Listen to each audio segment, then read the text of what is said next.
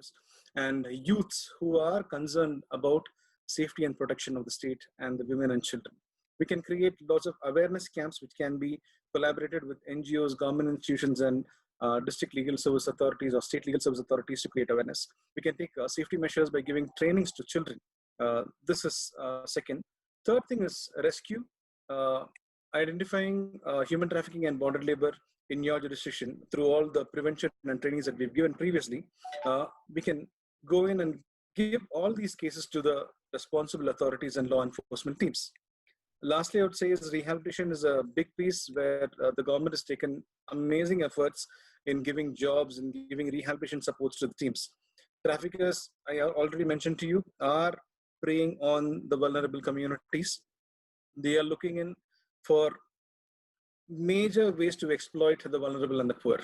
And as NGOs, it is our responsibility to give awareness to all these communities to build the communities more stronger. Second thing that I would like to quote here is, during this COVID season, online crimes have increased and child pornography has increased. I would like you all to take an oath today, say no to pornography, especially say no to child pornography. Our women and children and families are not for sale and for abuse. This I would like to really make a very strong statement. Please note it down. And to any support and further in fighting this crime, along with us, we have the Telangana State Police, we have the judiciary, we have other departments to work closely with us. So I think my time is getting over. So thank you for this opportunity. You have any questions to ask? You have any plans to come together and work together? We are free to do that. Thank you for this opportunity.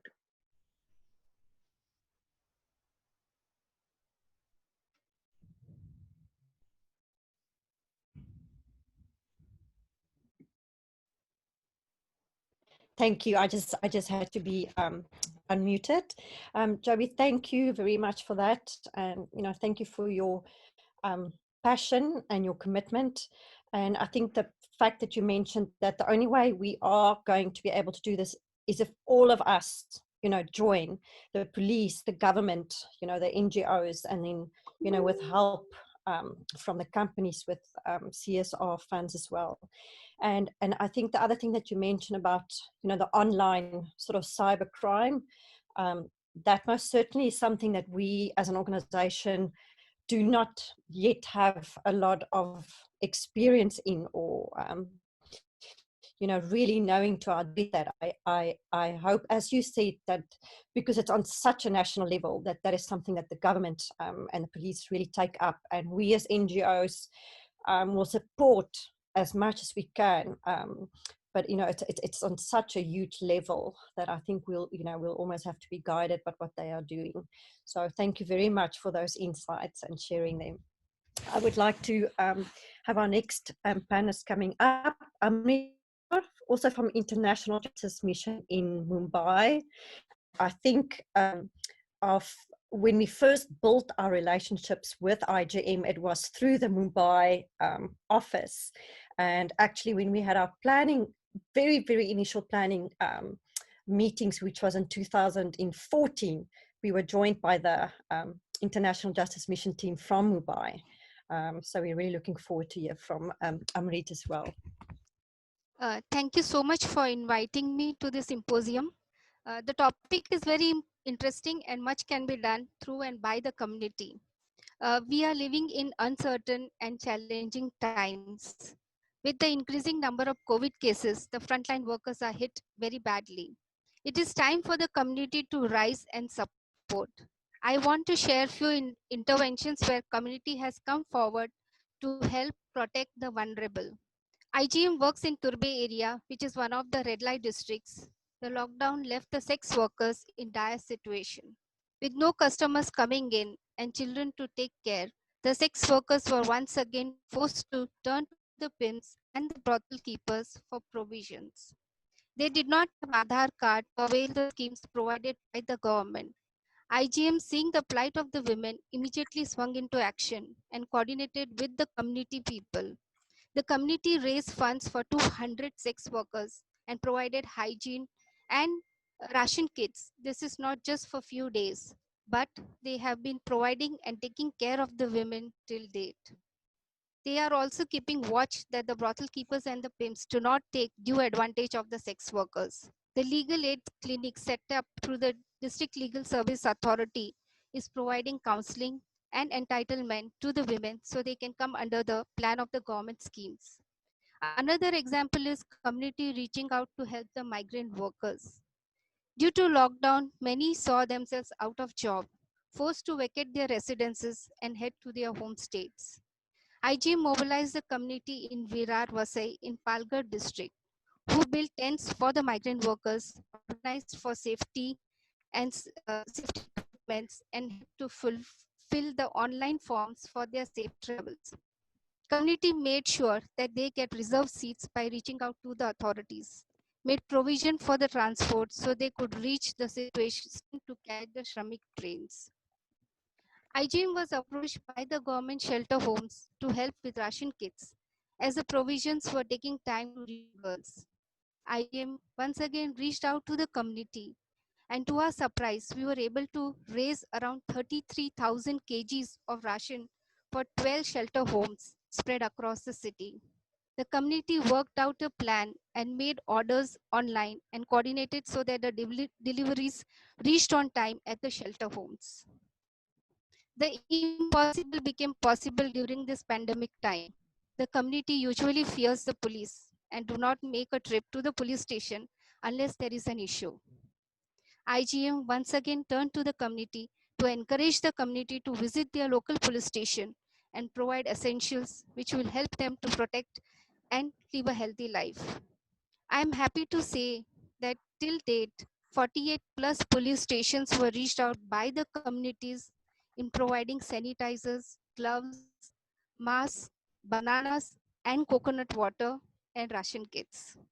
This has helped to build the trust and come up with anti-trafficking units in some places to keep a watch so the poor do not fall prey to the plans of the traffickers. I can keep talking, but due to time constraints, I would like to stop here. The community is ready. We only need to mobilize them, and you will see the miracles happening. Thank you so much. Thank you so much, Amrit. We really appreciate that, and I think one of the things that dawned on so many of us with COVID hitting is even the communities that are being affected by it. You know, we it's sometimes the hidden ones, the shelter homes, the that gets affected almost worst. You know, and thank you so much for the work that IGM is doing in that very difficult space. You know, of working so closely in the community, and I think what is really encouraging and so inspiring for us to hear also is the relationship with the police, you know, and how this is in a way brought, you know, communities and partners together which might not have been so close before, you know, because of preconceived ideas or biases. So it's you know, I think within the tragedy of COVID, miracles has happened, as you just mentioned. So thank you very much for that, and thank you for your time. I would like to introduce our next panel speaker, Mrs. Sumati, who's the IPS of the DIG Women's Safety Wing in Telangana, with which we, as My Choices, and especially also as Operation Peacemaker, have had such a long and fruitful relationship with.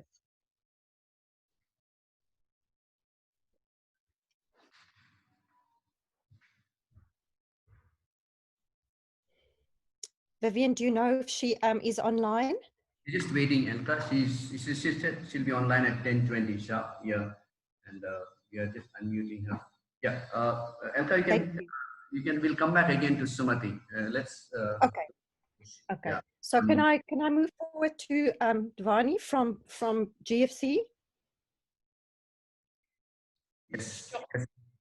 So I just want to, Dvani, it's so nice to see you, to see your beautiful face, and Operation Red Alert has been so fortunate and blessed to build up this beautiful relationship, impactful relationship with GFC. And I think what we really appreciate is the involvement in our work. It's not just someone who who supports the work. You guys actually have come alongside us and helping us build, helping us think, helping us improve the whole time. So we really appreciate that, and we look forward to you. Thanks so much, Elka, and a very, very good morning to everyone. Just to start off, I hope everyone's healthy, safe, and it's absolutely lovely to just see so many faces. Social distancing has taken away this joy of having a physical connection, but I'm just really grateful to have this online space. And Elka, like you mentioned, it's been just the most joyful ride the last 1.5 years, working with the entire team. And I think I can speak on behalf of all of us at GFC that every day has been a learning opportunity for us with the team. So keep challenging us and keep pushing us. We'll really appreciate it. To just thank you to everyone who shared. Joby, Amrit, Sumati is going to be joining us, and Jessica later. But it's just been really interesting to learn about perspectives and to understand what's happened to us in this just this pandemic. To reflect, and I'll just talk about the way GFC looks at this situation. We aren't on ground. Just to give you a little bit of background of the work that we do, we are the privileged ones who get to partner with organizations like My Choices and other, and who get to work with all of y'all on ground. And we get to support y'all in and amplify the work that y'all are doing. So the way we look at just the last 4 months actually is that communities are the building blocks of our region, our nation, and our world. If we really, and at the end of the day, the intervention strength is only as good as the strength of the most vulnerable. We might have the best policies and we might have the best internal structures, but at the grassroots or at the very, very bottom level, if there is a gap or if we haven't supported those very well, we're going to see a breakdown of the whole system. And we've seen examples of just excellent networking, excellent engagement, excellent interactions between various stakeholders. I'll share one or two towards the end if I have maybe some minutes to spare. But I just want to share how we go about thinking of this entire process. And I can just share that with an example. I used to be a teacher at Teach for India, so my entire approach is through examples. Way back in 2014, when I was teaching a class of 5th graders, there was one particular child who was really bright, but wouldn't come to class on time. He would make it to class would start at 7:30, but we would only see him enter class at 8:30. And me and my co-teacher, we spent months and months talking to him. Why don't you wake up on time? Can you come a little early? Can we pick you up? Because he wasn't staying far away. We tried different things, and everything was met with a very, very soft no. I'll come. Didi, I'll try tomorrow. Didi, I'll try. And we had a few community visits. We'd go and meet him. It was a regular family, someone who was living in the community in Malbani. But a few months into our engagement with him, we just sat with him post lunch one day, had a cup of tea together, and just tried to understand what's happening. And he mentioned that I don't have shoes, so he had to wait for one of his brothers to wake up and take that pair of shoes. There was, I think, a small struggle at home to get those shoes. And in our heads, we were thinking about, oh, probably he's not interested in school. Probably he doesn't want to study. Probably he's just sleeping late and he's waking up late and he's being a naughty child. Maybe his parents are not waking up him in time. The base of this problem was we didn't understand the community as well. And probably we were learning how to just understand the core needs of the community in that sense. And to bring back to the COVID discussion, I think everything that we've done, all the partners that we've seen, they've spent time to understand what is that crucial need in that community. What is the breaking point? And that's only when you have a successful intervention. To give you an example, one of our partners in Meghalaya had struggles with COVID. Of course, there is food and survival issues. So they've now gone in to support the farmers in the community to preserve and pickle the fresh produce. Sorry, I think there is a chat issue. I've just mentioned it to Manglesh. We're not sure who this user is. Okay. So he's just going to try and get that out. Thanks, Twani. Yeah. let me know when I should go on. I was just Please getting go. distracted with that. Yeah. Manglesh will hopefully look into this. Yeah, I don't know how somebody got onto Yeah. platform, but yes, maybe it just also means that this platform is very important. And so let's just go on, and Manglesh will sort out the chat for us. Thanks, Tvani. Okay, thanks. But just quickly wrap up. We've seen our community partners essentially look at the welfare, look at relief work in a very different lens. It's not just about let's end trafficking. It's not about preaching to the parents or creating awareness platforms, actually understanding what is that root cause. And very often it's not related to what we might think it is. And the only ask I have of us as a community, and I know that we do that already, is keep asking those questions to understand that root cause, because very often it might be different from what we assume. And those are lessons that we've learned. But that's just my 2 bits of morning information. It's just been lovely to see all of you. And Elka, any questions, anything, any follow-ups, I'm just happy to address them. But thank you for having me. Thank you so much, Tvani. Manglesh, do you have any idea how we can stop these hackers? I have removed them, so I think so that is taken care as of now, Elka. Okay, thank you. Thank you so much, Tvani. We really appreciate that. And, I think one thing that one learns on this journey is that there's the collective, but there's also the individual, the individual boy, the individual girl. And although we as NGOs and the police and the partners, we obviously try and impact as many of the collective that we can. That collective consists of individuals, and we must never forget that, and so I really appreciate you sharing that story, because that is, that's how the change is going to happen. I would now like to introduce Ms. Sumati. I think she's on the line, and thank you so much for being here. As we mentioned before, she's the IPS at the DIG Women's Safety Wing at Telangana, and we've had at Operation Red Alert and Operation Peacemaker have had a very fruitful relationship with the Telangana police. So we really appreciate it.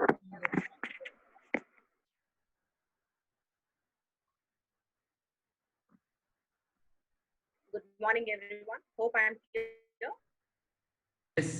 Yes, Sumati, you're clear. Yes.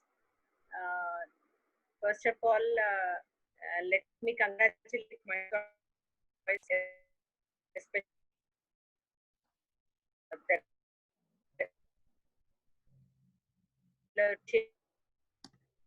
with the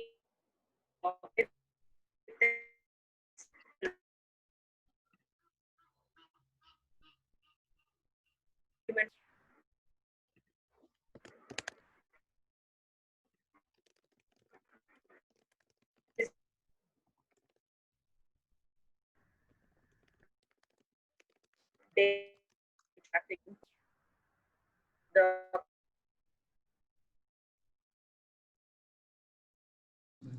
Sumati Garu, can you reboot your system again? Your connectivity is a little low. We're not able to hear you very clearly. Can you start again, please?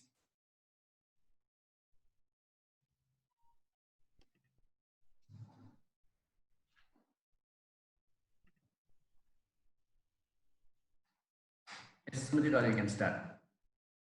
Mute.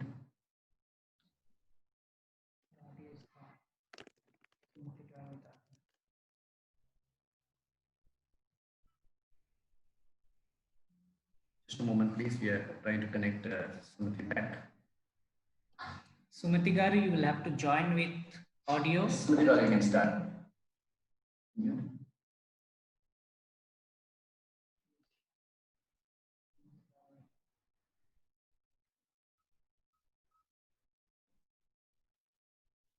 Just a moment, please. We are trying to connect Sumati back. Manglesh, Join with. is there a way that we can just completely switch off the chat box?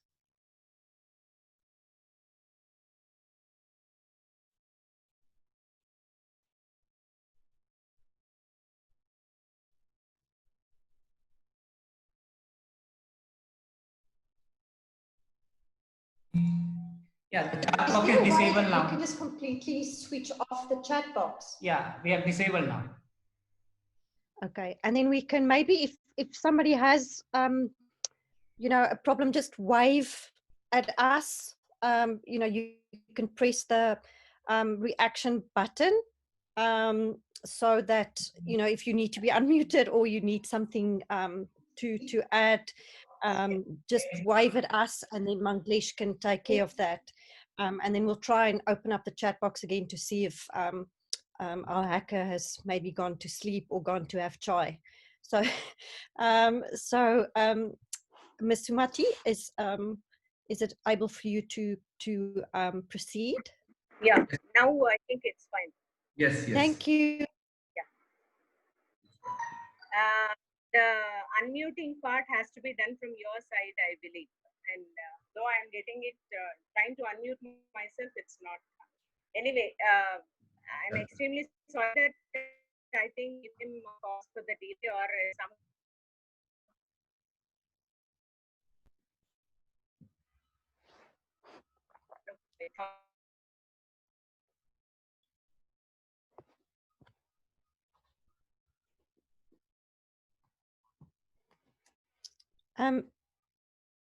Mrs. Sumati, if you maybe if you would like to just have your audio on and maybe not the video, maybe your bandwidth will be a bit quicker.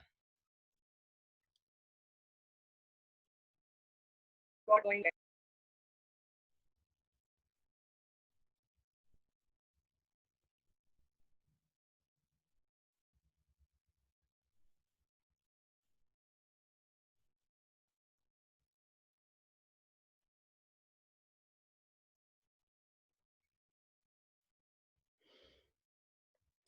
Vivian, would you prefer I will that connect we? Sumati again. Okay. Can you go over to Jessica? Jessica? Yes. Yeah, I will connect with Sumati right now. Thank you, Vivian. So again, I apologize that my name says Zoe Grobler when by the time I was live, I saw that and I didn't want to take the chance of logging out and logging in as myself. So I know I keep on showing up as Zoe Grobler, but you know, I suspect she's a 13-year-old girl, and that's actually maybe a reminder for all of us, you know, of you know, the young girls and boys we are doing this work for. So maybe it was you know, sort of, maybe that's the way it was supposed to be, is to have Zoe's name. So I just want to welcome Jessica Carter, who is at Opportunity International Australia. But she's actually, I'm not sure if you yet a full-blooded Hyderabadi, but she's moved to Hyderabad. And so I know people always would ask me, the first thing if they hear I'm from Hyderabad, they'll say, do you like our biryani? So Jessica, I hope you like the biryani. And we've been fortunate to now have been in a partnership with Opportunity for almost 4 years, I think, and Opportunity International Australia is based in Australia, but over the past 4 years they have done absolute amazing work to partner alongside us and you know, help support us, our work, and also you know, to communicate about, you know, the need of anti-human trafficking in India. So they not only are they a fund and supporter, they also a speaker for us. So thank you so much, Jessica. Thank you so much, Elka. And to answer your very important question of how Hyderabadi I am, the answer is I have only had the vegetarian biryani because I'm vegetarian. So I don't know if that makes me a real Hyderabadi yet, but I did enjoy that. So it's just such a pleasure to be here with you all today. I so value the work that My Choices Foundation is doing, but equally I value the work that all of you here on the line are doing, because we know that trafficking is such a important issue to address. And for opportunity, our goal is to end poverty. And so we know that trafficking is both a cause and a consequence of poverty. We know that poverty often has a female face, and so it's so crucial that we address issues like gender-based violence so that we can work with men and women to address some of the inequalities that exist. And we also know, as highlighted by this pandemic, that it's a fundamental public health issue that will keep on compounding other public health issues if we don't address it. So Opportunity feels so privileged to be a part of this community, and feels really, really grateful for the work that all of you are doing, because it is so, so important, and I know it's not easy. I think that one of the biggest lessons of this pandemic has been it's shown us the best and the worst of ourselves. I think it's really highlighted a lot of the structural weaknesses and the flaws of social institutions that already existed, and perhaps it's exacerbated and compounded them. But on the flip side, I think it's really shown us what we can do when we come together. It's really united many of us. It's really highlighted where we need to come together and what we need to focus on with a renewed sense of urgency. And a theme that has been really strong in all of the conversations today on the panel has been around partnership and how essential partnership is. And I think Joby outlined some really practical suggestions around how we can do partnership better. And Amrit shared some really beautiful stories around the hope that can emerge from partnership and what happens when we have players working together rather than by themselves, and how powerful that can be. I wanted to specifically talk about one element of partnership that I think is so crucial, and it takes us from the transactional into the relational. And we know that in trying to work with communities, we can't solve community issues unless we ourselves behave as a community. And so what I love about this particular community here that is talking today and that is solving this problem together is that we're operating as a community. So it's not just about having one voice at the table, it's about having lots of different voices from lots of different perspectives. But really importantly, it's about the trust that holds us together through that. So everybody is here because they're aligned around a particular set of values, and we're all aligned around a particular goal to end trafficking. And the way that we will do that and the way that we'll achieve that is very much through the trust that we have for each other, the relationships that we build with each other. And we know that those relationships take time. We know that they're often complicated. We know that stakeholders often represent different but equally important points of view. But what Opportunity has really seen in working with My Choices Foundation is what best practice partnership can look like, and how My Choices has really made an effort to facilitate a community around solving a problem. And I think that we know that that is incredibly important. And I think that this pandemic, even though we can't necessarily be here in person together, as Devani said as well, it's still so great to see everyone on the screen, to have the chance to engage, to discuss these issues, to remember that we're all in it together, even if we play a different role in how we're solving this problem. And the other thing that I wanted to mention, if I still have a moment of time, is that, as I said, this pandemic can bring out the worst and the best in us. And I think that one thing it has done for all of us is to really create these online spaces and to really encourage us to step into the digital world. And perhaps, as the chat earlier sort of showed, it can be fraught and it can be challenging, and lots of problems can emerge. But if we can use digital technology to help address some of the problems, whether it's in things like the hotline that My Choices has set up, or things like these sorts of online spaces, I think that the pandemic hopefully has opened opportunities and ideas for all of us to think about how we can engage differently, even though we may not be all on the ground together.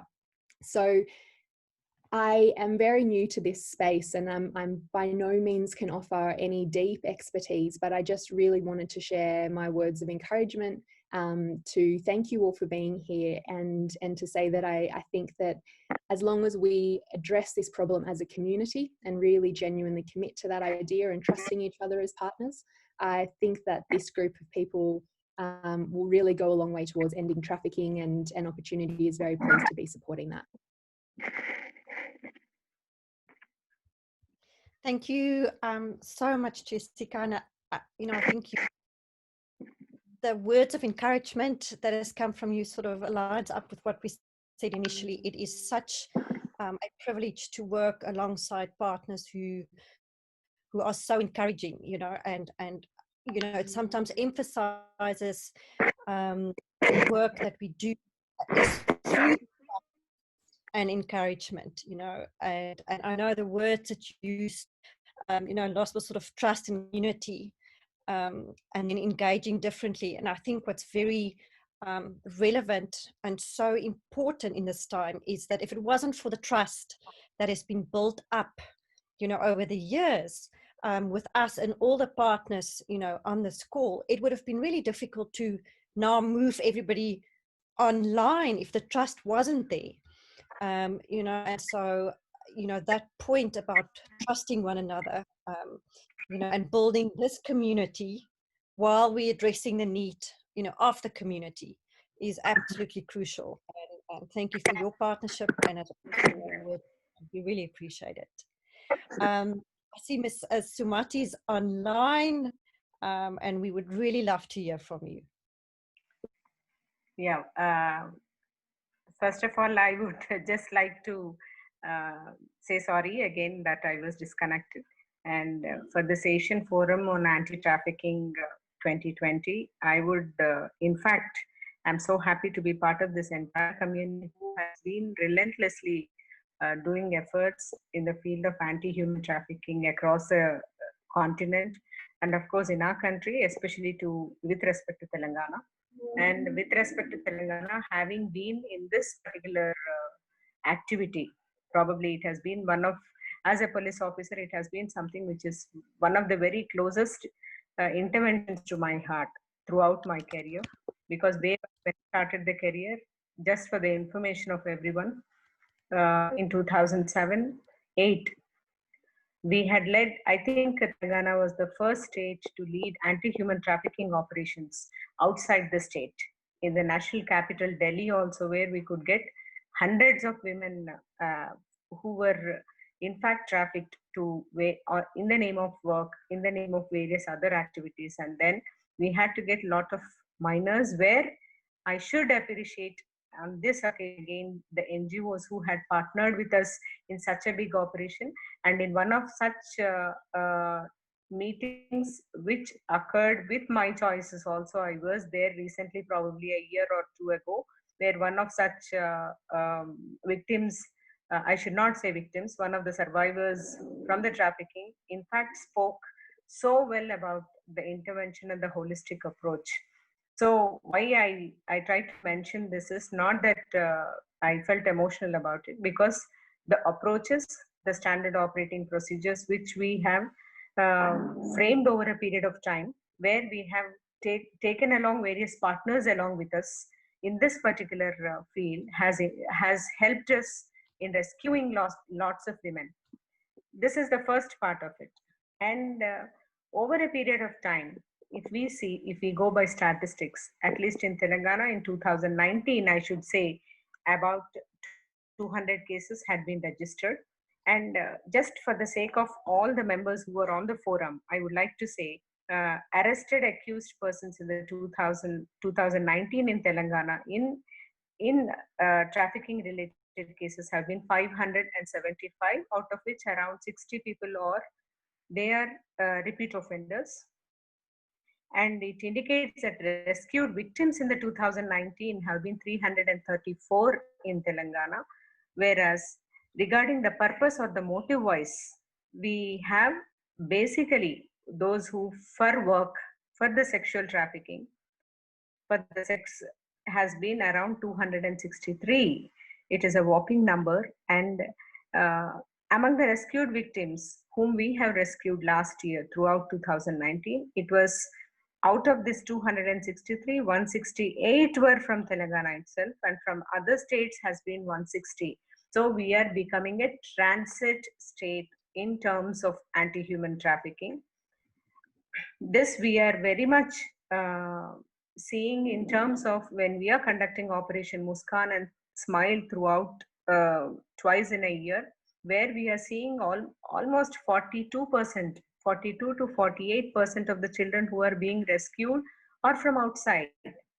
So this probably requires a deep thought and a discussion how we can prevent certain states or certain countries within the continent itself from being a transit nation or a transit place in terms of trafficking. Then also, in terms of period of imprisonment, convictions have been 69 in 2000. It is a good number, in fact. And with the convictions of 5 to 10 years, 10-year-old convictions was one, and total number of convicted persons in the year 2019 has been 70 in Telangana.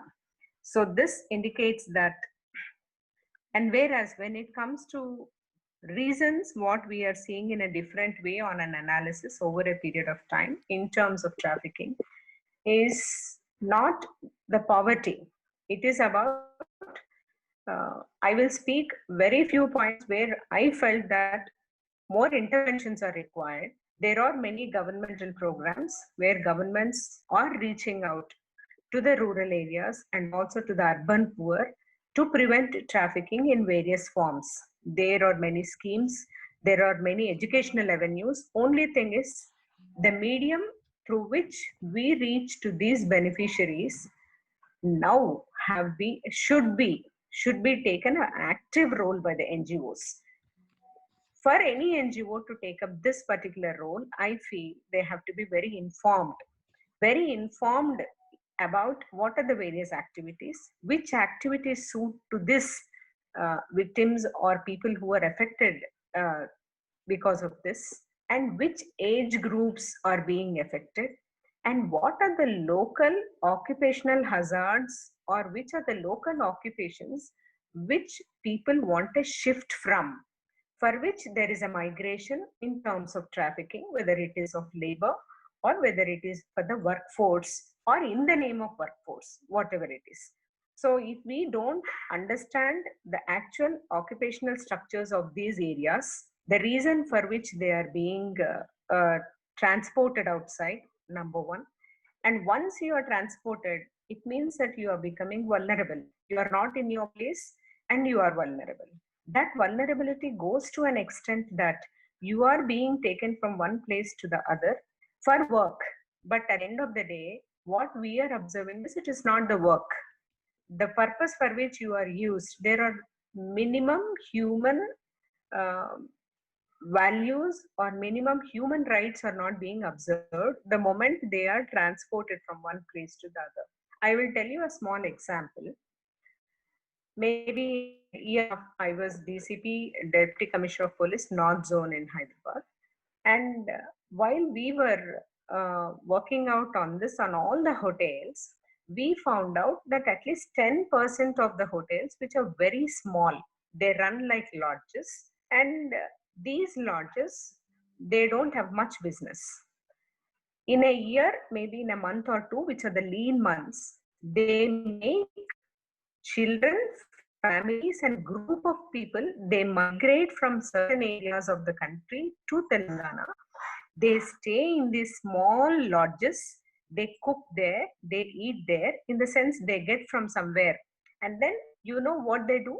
They are divided into 10 to 15-year-olds, 0 to 5-year-old, 20 to 30-year-old. These 20 to 30-year-old women, they generally are made to stand at the exits of the suburbs. So there they try to beg. It is not actually begging. They in fact make the other people say that they are vulnerable and sometimes they are being trapped. Number two, they use this 10 to 14-year-old girls just to dress up as the school girls. They go and try to pose with a person behind them that they are lost, and so let them be helped. Maybe some people are good enough that they try to help in terms of money, but see the kind of vulnerability. And 0 to 5 years, they are just used to beg. And which is not a necessity. It has become a homegrown, because at the end of this affair of one month or 2 months, they try to earn a lakh or a 2 lakh rupees and they get migrated back to their particular state. but they are not able to understand whether this kind of work is actually relevant, whether it is necessary or decent enough for any human lot to do when there are so many other occupations available. Somebody has to educate them. I feel that is the role where we have to actually intervene ourselves to change the perceptions in the rural areas. Over and above what we are doing, I am trying to say actually. And now we are all, the entire world is seeing pandemic, and no difference, of course, India and Telangana also. One thing which is strikingly making all LEAs think, without exception to Telangana, is a digital deprivation which is going on in the rural areas. The moment they are digitally deprived, and they are going to set apart themselves from what is happening in the world, they are again bound to, and they are getting themselves very vulnerable again in terms of trafficking. These lot, once they are digitally deprived over a period of time, I feel may be subjected to trafficking. And this is clearly visible in terms of increase in child marriages. It is visible in terms of increase in the labor in different where they are being transported. So this is one more point which I thought which has to be worked out very clearly. And last thing I would like to say, maybe in the entire country, none of the agencies have taken this, that an NGO can come to our rescue in such a beautiful way. What all rescues has happened as a part of Operation Smile in January, about 417 trafficking cases which we booked. Now with the help of Red Alert, we are just reaching out to every child. We are trying to see whether the child is trafficked or in proper condition. And then we are making out them as stories and presenting it to the world, that once you are rescued and rehabilitated in a proper way, this itself is a boost to the entire society. Thank you, Mr. Vivian and the entire Red Alert team, which has been part of us, Telangana Police, in this particular initiative during Operation Muskan, which is going on, and it is helping many people understand how the trafficking goes on actually. I think with this, there are so many speakers around, and I would just like to conclude here saying that your role is one of the most important roles which the world requires now. Civic participation in terms of non-governmental organizations and organizations who are committed towards such cause. Thank you once again, and let us all work together in this particular field to bring, to make this issue more understandable by the governments and as well as the civic society. Thank you.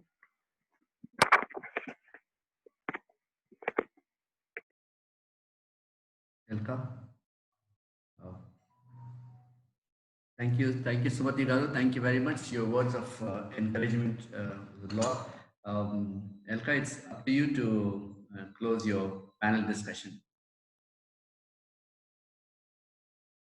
Thank you. I just had to be unmuted. Thank you. And we just want to say, Ms. Mati, thank you so much for your discussion. We know you were going to also be joined by Mrs. Swati Lakri, who we also work with quite often, but that she's feeling unwell. So if you can please send our regards to her. So thank you so much for sharing, you know, on what the police, specifically in Telangana, is doing. And I just want to thank you and your team, because we realize that the work done by you know, the police is so multifaceted and can sometimes be, I'm not saying you know, an ungrateful job, because it's very inspiring what you're doing, but it's, I appreciate that you are sometimes at the receiving end, you know, of so many difficult situations. And so we really appreciate what you are doing, your commitment to the cause, you know, commitment to trafficking, which includes child, you know, as you were saying, child labor and anti-sex labor. And, you know, the point that you've made that Telangana has been become almost a transport also. So it makes it so difficult. One of the things that I always say to people from abroad is that India's is almost unique in its way that so much of the trafficking happens between states, because even just trafficking between states make the children vulnerable. Whereas in abroad they have to almost be trafficked between countries, which makes it more difficult because passports are needed, or they need to go on cargo ships, or where the difficulty that we face in India is sometimes the ease of transportation, that opens up this vulnerability. Thank you also so much for the number of cases and the convictions and the rescues that that you've mentioned. And I think, as you were saying, as the NGOs in this section are very grateful for what the police is doing, and we would always like to strengthen this relationship, and where we can be of help, where please, I know you already use the civil society and the NGOs, but we would love to, our role is as much to support what you are already doing. So we really appreciate that, and thank you for your time. And just before we conclude this panel discussion, I just want to say, what has been one of the things I think that Jessica also mentioned was the use of technology, and unfortunately technology is a double-edged sword. As much as we use it to make ourselves better and have a better impact, you have the explosion of cybercrime, and we need to make sure we keep up to date, and we keep ahead, or try and keep ahead of what they're doing. And I mean, one unfortunate example is, sort of just what happened now with somebody hacking, our session. But we will keep on using it. We will keep on being guided by what you are doing, on the cybercrime front, and how we can maybe skill ourselves up, to include that. And I think just from Operation Red Alert side, we basically had to overnight change from a outreach community organization to a COVID relief, organization, and our team was stretched. But I think what we really appreciate from all the partners is when we requested them if we can allocate funds that has already been, directed to certain programs. Not one of our funders said no. Everybody came together, and so I just want to thank everybody on the panel. And because we're just running a little bit out of time, as we go through the session, you will see how Operation Red Alert has been active in this period. So I think I'll close the session now, and then hand over to you, Vivian. We're going to go into the regional updates by all the partners, which is a very exciting part of this, because this is where the community and the individuals actually all come together. So thank you to all the panel members. Vivian, over to you. Thank you. Thank you, Elka. It was a wonderful session. So happy that everybody could contribute so much well. If you would have seen the panelists, all of them, I know they have great positions in the organizations, and especially Sumati in the police, everybody. But then all of them share very strong passion, and that's what brought them together with My Choices Foundation. So as the implementing partners across, so we all share a very strong passion, which is beyond our regions, beyond everything, and we all come together for that common cause of keeping it safe for the girl child. Thank you all. Thank you very much. Now, actually, before we go into the regional updates, Sumati was also supposed to give a little bit of information how the NGOs would work together. Sumati, are you there?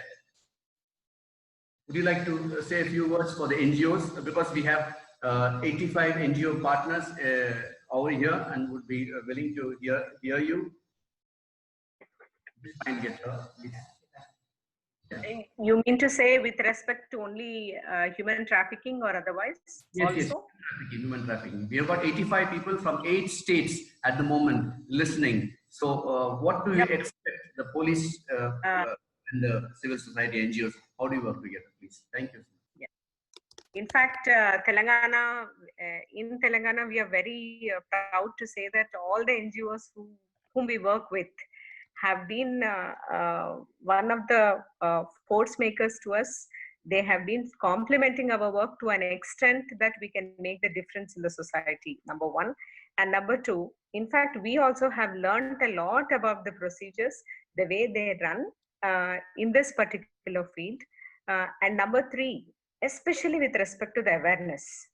The moment we identify a gap, right from identification of gaps, once we plan something with respect to anti-human trafficking, and once we go across with it, and that identification of gap and filling those gaps with the help of a particular NGO who super specializes with respect to a particular area, number one, with an age group, number two.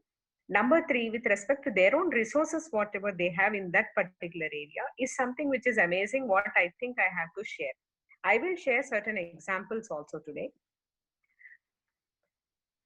Way back when we were working in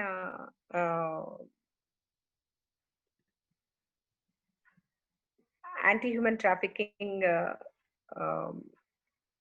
issues, I will first tell about the urban areas. In Hyderabad city, you all know that it is one of the places where there is a lot of transportation or movement of the people in terms of its population or in terms of cosmopolitan nature or whatever it is. So when we observed various areas where there is maximum movement of the people from other areas, one such place what we observed in this itself will suffice to say how an NGO can make a difference. So I thought I'll just tell this particular example. So when we observed, for example, Secunderabad railway station, on an average every day about 1.75 lakh people in and out movement is there. With the kind of trains, there are about 220 trains which move in that particular railway station from various parts of the country. Naturally, it is a hotspot, as you all know. Every NGO knows that it is a hotspot for the trafficking. So when we observed a pattern of trafficking over a period of time, see for the past, for a period of decade, it was analyzed. Every day there were arrests of the people, either who make people miss, or every day one or the other person goes missing. Either it is an old man or it is a young girl or a child or whatever it is, number one. Number two, the number of robberies which take place around with the kind of congregation is in fact was not a thing which we could control as law enforcement agency. Number three, the sprawling of lodges around. I mean, there are hundreds of lodges, very small lodges, which are breeding centers for this particular activity, where there was no control of any particular government organization on these particular areas. And number four, sex workers. The movement of sex workers into that area, because taking advantage of the movement of the people in general, and the army area which is around, where people would come and pray for any kind of a sex worker. So there was a pattern of movement of people in around 300 to 350. They come by train, they do their work. I mean, they work as sex workers. They divide themselves into different areas. They go to different parts of the city. And then after 3 months, they go back to their native places. In the native place, they never say that they have come for this particular purpose. This has been going on for years together. For years together, though there were hundreds of cases being put on these people, but the moment we put the name is changed, the place is changed, there is no permanent card with them to show that they belong to a particular place, because there is a nexus going on in this. Somebody organizes, they come, they create false proofs to them, and they get back. So we thought in isolation, if we start working, we will end up in this. What I have told is that we will end up in booking cases where we cannot find out the people, neither the perpetrators, nor the people who are actually subjected to this particular thing. So what to be done? So finally, what we thought is, let us go about with a formula. A meeting was arranged with about 80 to 100 NGOs. And then everybody, they said that we are ready to partner. Like I have said, somebody said we are ready to work out on the resources. Somebody said we are ready to work out on the repeats, the people who keep coming again and going. Number 3, even NGOs like Childline, they came forward and they said that we can give the list of people whom we know who come across to this particular place over a period of time from other states. One NGO came forward. I think a mention is not required of a name of an NGO, but they came. But based on all such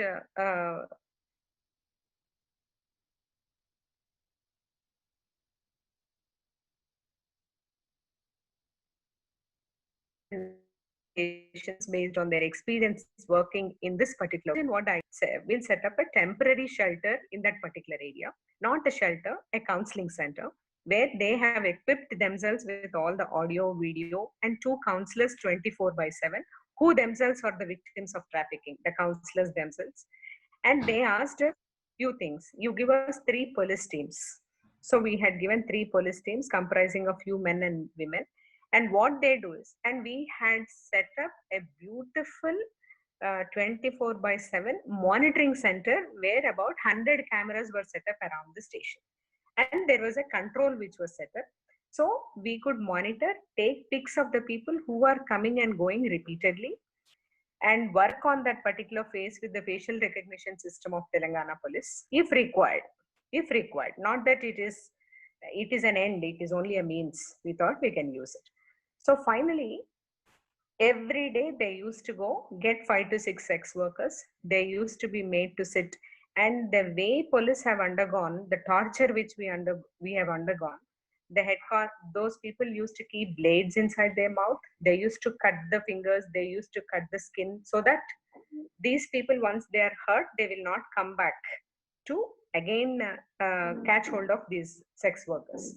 And these sex workers, because it is a very planned movement, they used to hire very good dresses, wigs, everything which were available around over a period of time, and they look very good. But 92% are HIV positive, and they used to prey upon and then go. Such people were made to sit in this particular counseling center set up by the NGO. They never did anything. We had given them a documentation pro forma. The NGO used to document it. The moment they see those videos, the moment these counselors talk, they used to tell their huge stories of how they got missed, how they were raped initially, and how they had to enter forcibly into this particular operation. And now that they cannot go back because they are fixed up to a particular area and they had to give money. Then they started telling that I came into this particular field because of X fellow, because of Y fellow, because of Z, who initially sexually abused me and made me, because I went amiss. I was not happy with my parents. I came to railway station and I was caught hold, saying that they will give shelter. And after that, I was subjugated to the sexual abuse and made to come forcibly into this particular thing. So in this process, we came to know the names of the people who repeatedly did this particular things. Then we went back to the database of last 10 years, which cases were booked, matched with them.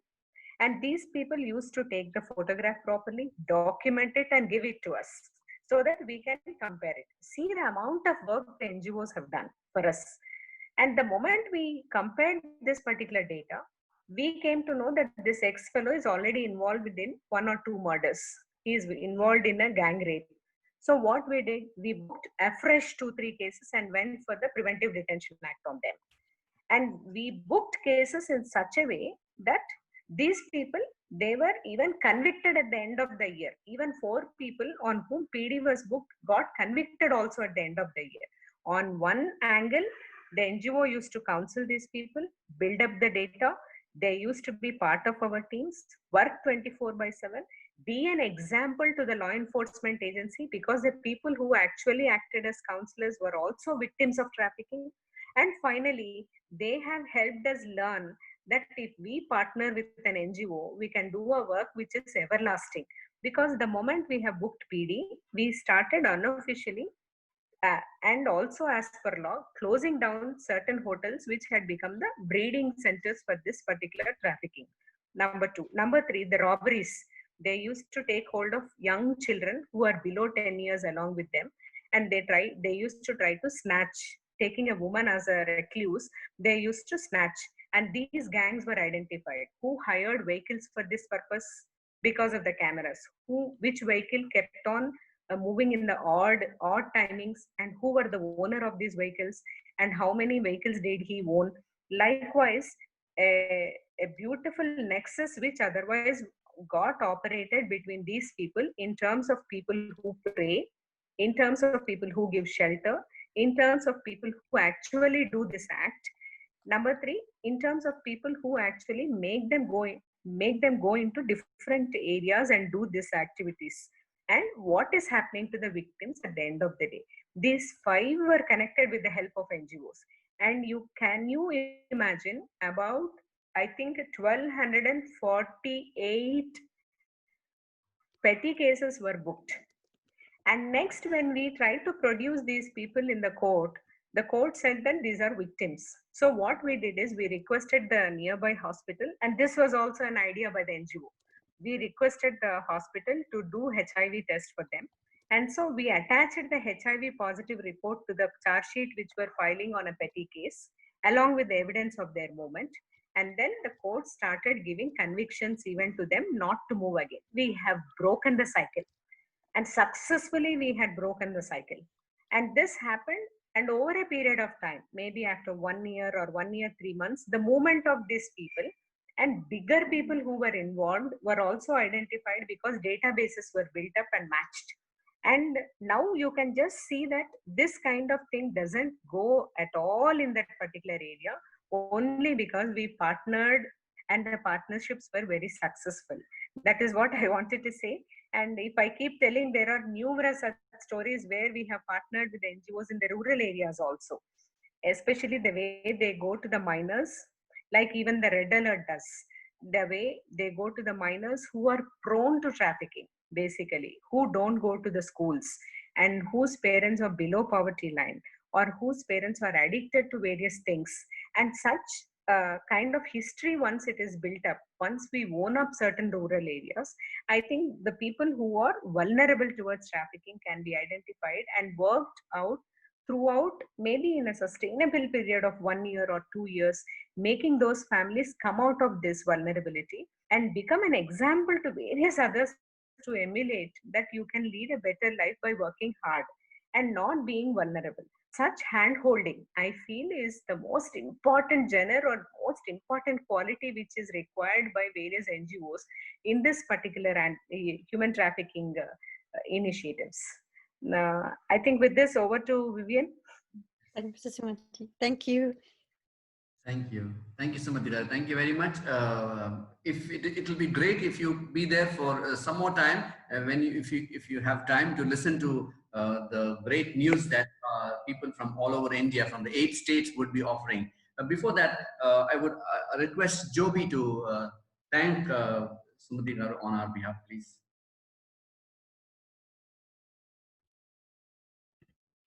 Sumati ma'am, it's always a pleasure to listen to you, ma'am.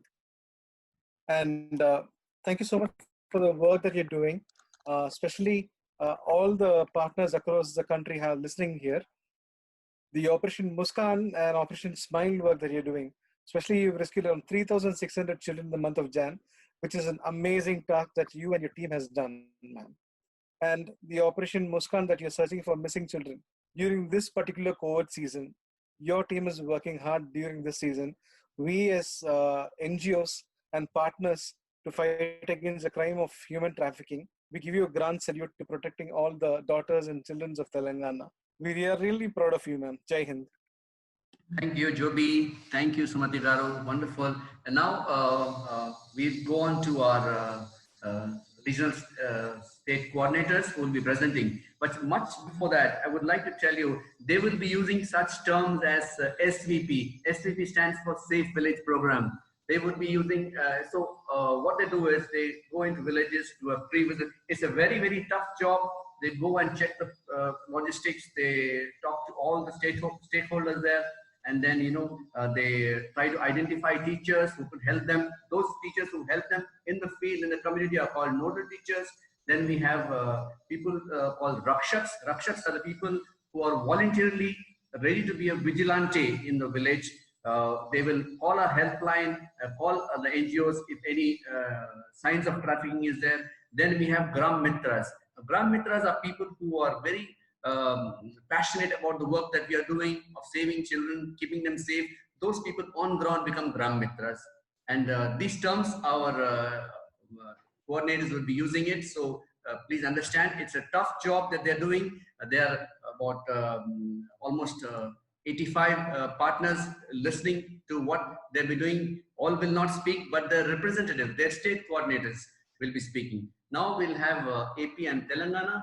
So remember, we are working in about 8 states now: AP, Telangana, Karnataka, Maharashtra, West Bengal, Jharkhand, Bihar, and Rajasthan. So this is the order we will follow on the presentation. So we welcome Kranti from Andhra Pradesh and Telangana.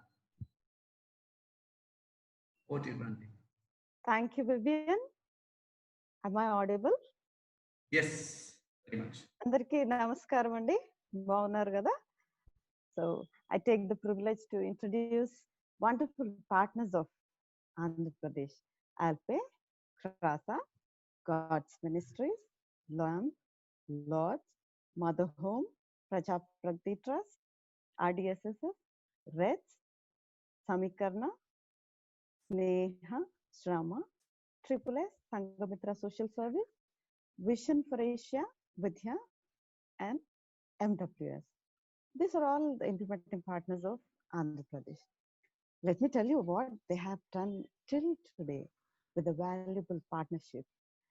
We have touched the milestone of 979 safe villages. These many villages are made safe in the state of Andhra Pradesh by the 16 implementing partners and the 48 field workers. We were able to touch 4,93,975 beneficiaries. From the field, we received 7,296 calls, which are thank you calls for giving beautiful comics, informative books, and appreciation calls from the village leaders for the efforts the field workers put in the village and to keep their villages safe.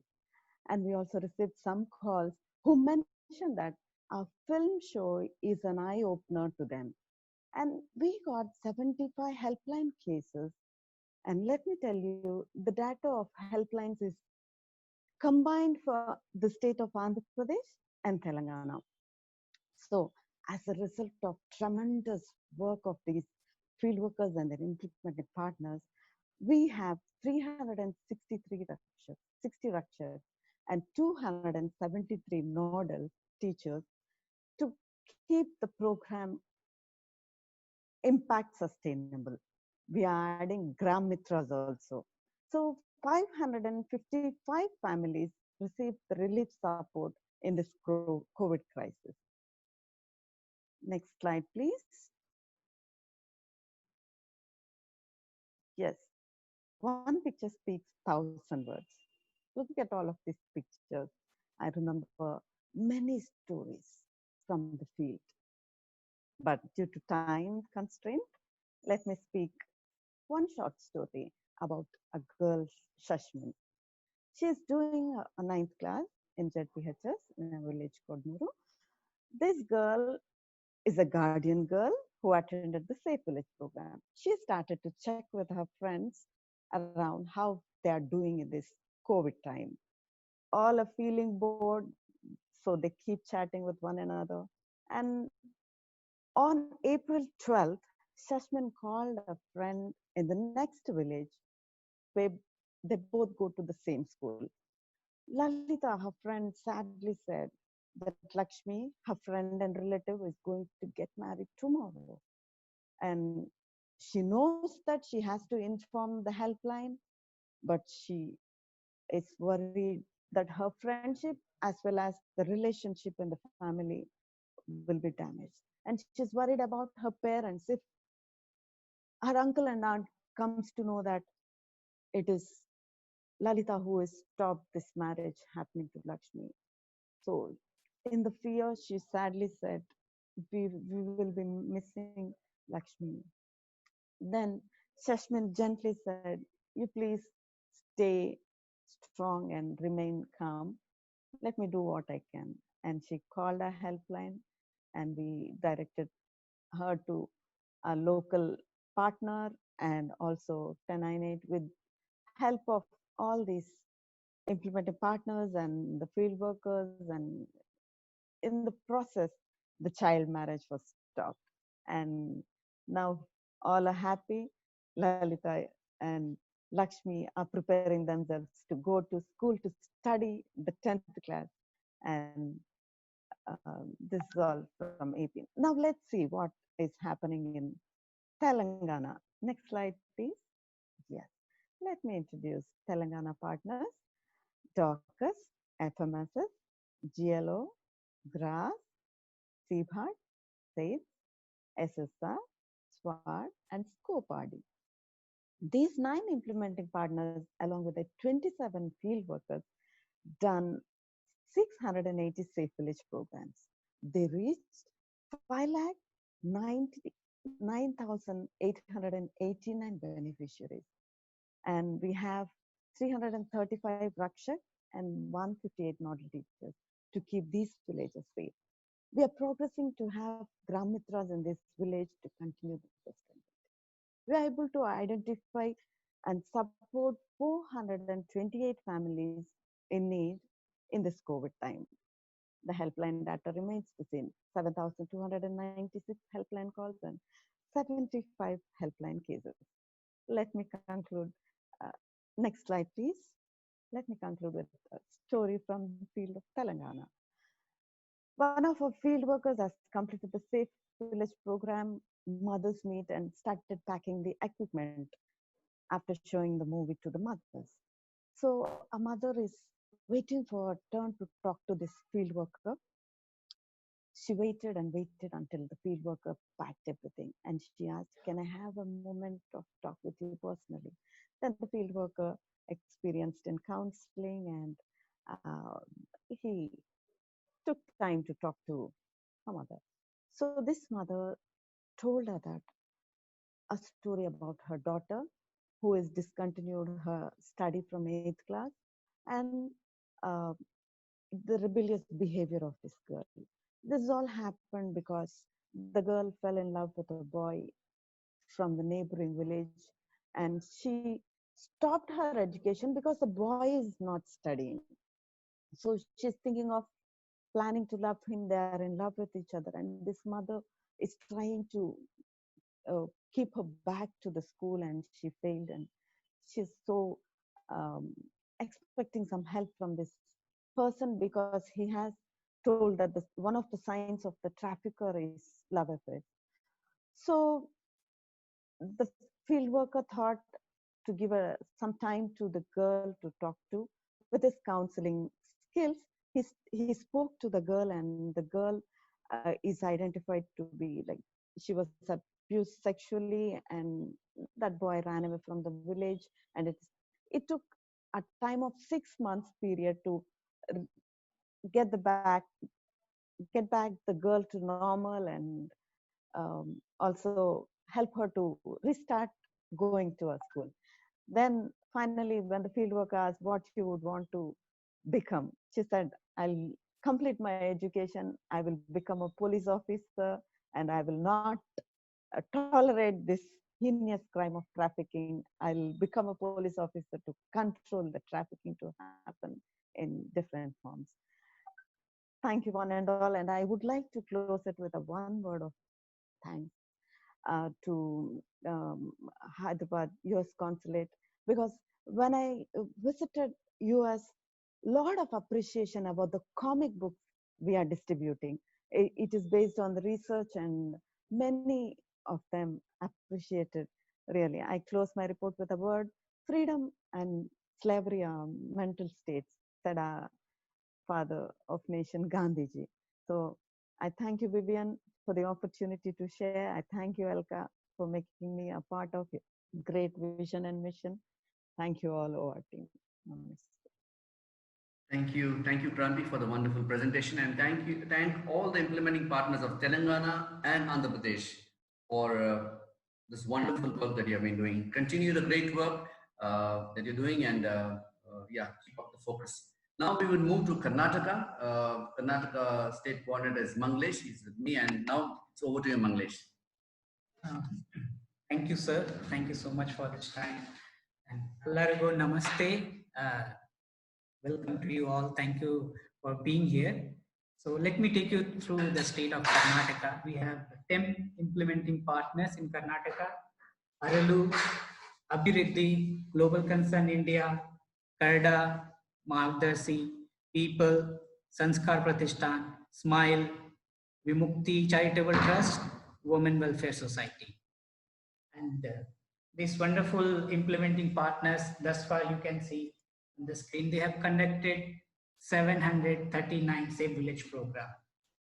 And these 10 implementing partners in 10 different districts of Karnataka, which is highly traffic prone, very actively working. And I really appreciate all the field workers, 36 active field workers with these implementing partners as they implement our Safe Village program. They are doing a tremendous job, and we really salute to आप लोग जो ये अच्छे काम कर रहे हैं field में, हमारे फील्ड वर्कर्स, आपका बहुत बहुत धन्यवाद.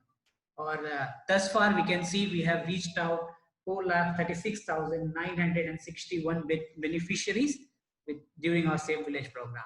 And as just Kranti madam told, we have implemented Rakshaks and nodal teachers in the field to sustain our program in the village. So we have about 183 Rakshaks and 181 nodal teachers in the state of Karnataka. We have received at 3,164 helpline calls. In that, 9 helpline cases have been proceeded, and we have also introduced Gram Mitras in the state of Karnataka. Yeah, you can see this beautiful picture from the state of Karnataka, and I had many privilege to visit the state of Karnataka and see in the field the program that is being done. And every time I am there in the field, it is very heart-touching experience. You know, the smile that we bring to these children, and especially in the community, you know, the smile of hope, and you know, that's a different joy. And I understand many of you are in the field and you understand what I'm trying to say.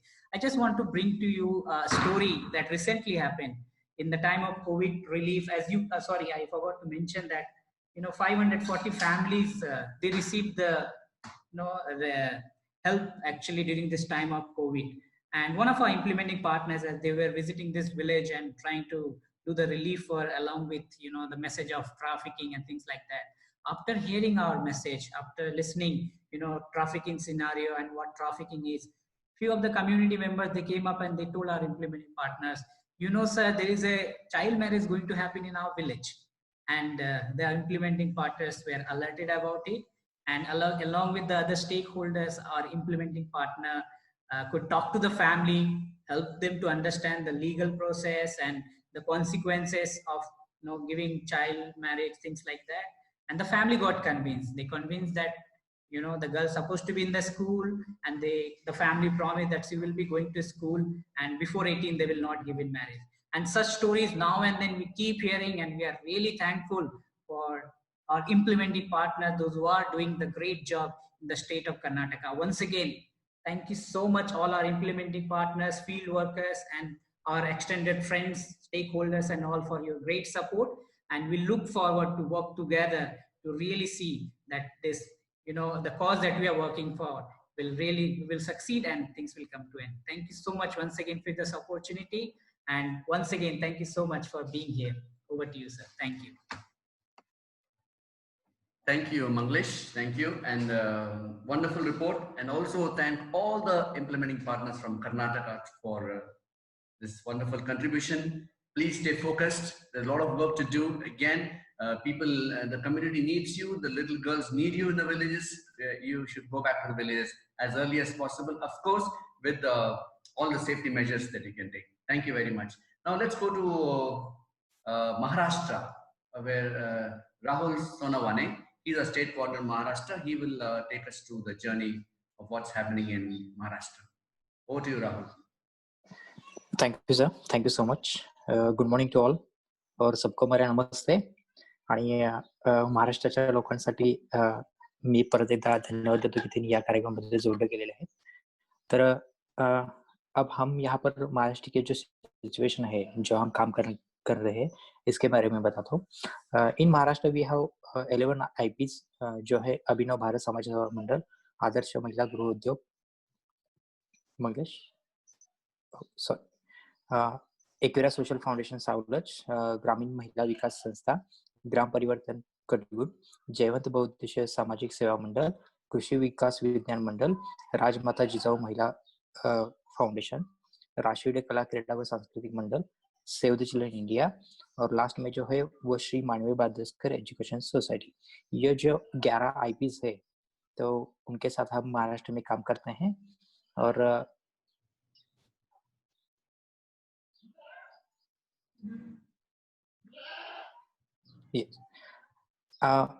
अभी तक महाराष्ट्र में 308 safe village programme हमारे हो चुके हैं. और हम एक कंसेप्ट जो सेफ अर्बन प्रोग्राम जो है, जो तुर्बे में हम अपने जो स्ट्रैटेजिक पार्टनर है सेव द चिल्ड्रन इंडिया, उनके साथ हम सेफ अर्बन प्रोग्राम अभी हाल ही में हम चालू कर दिए हैं. तो in our Maharashtra we have 11 implement partners, and also we have 42 field workers also, and we reach 1,40,092 beneficiaries. We have also get on our helpline calls 2,920 helpline calls, and we get 26 helpline cases in our helpline number. Also we have 244 Rakshaksis also, and 160 nodal teachers we have registered. And we newly launch our one new concept in Gram Mitra, and during our COVID-19 crisis, we have reached 841 families also. Next.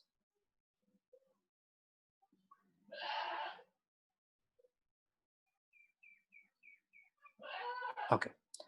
So this is the pictures of our work in Maharashtra. I think this is a shows a lot of works in our Maharashtra. So मैं यहाँ पर एक field story share करना चाहता हूँ कि आपके साथ, क्योंकि ये जो फील्ड स्टोरी है, आई थिंक ये बहुत मेरे हार्ट के नज़दीक है, क्योंकि इस फील्ड स्टोरी में मैं भी गया था. तो एक प्रोग्राम था हमारा सेफ विलेज प्रोग्राम. तो उस सेफ विलेज प्रोग्राम होने के बाद एक लड़की आकर हमसे मिली और हमसे बातचीत करने लगी. तो उस लड़की ने हमको बताया कि सर आपका ये प्रोग्राम हो गया है, तो ये काफ़ी अच्छा हो गया है, क्योंकि मैं एक गलती करते करते इस प्रोग्राम से बच गई हूँ. क्योंकि उसने बताया कि उसकी जो बहन है वो एक फेसबुक पर एक लड़के के साथ मिलकर वो उसके साथ चैटिंग और कॉल करने के बाद उस लड़की को उससे प्यार हो गया था, और वो डिसीजन ले रही थी कि वो लड़के के साथ वो भाग जाना चाहती थी.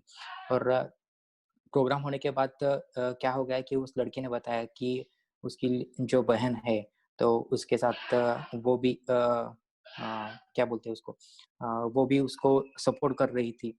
और उसके बारे में जब हमने सोशल मीडिया के बारे में हमारे कार्यक्रम में बताया था कि कैसे सोशल मीडिया का इस्तेमाल करके ट्रैफिकर कैसे अलग अलग लड़कियों को फंसाते हैं, तो उसको वो सब बात समझ में आई थी. और उसने बोला कि मैं अपने जो बहन है, तो उसको बताऊंगी इसके बारे में, और उस बहन को क्या करूंगी इसके बारे में बताकर उसको रोकेंगी.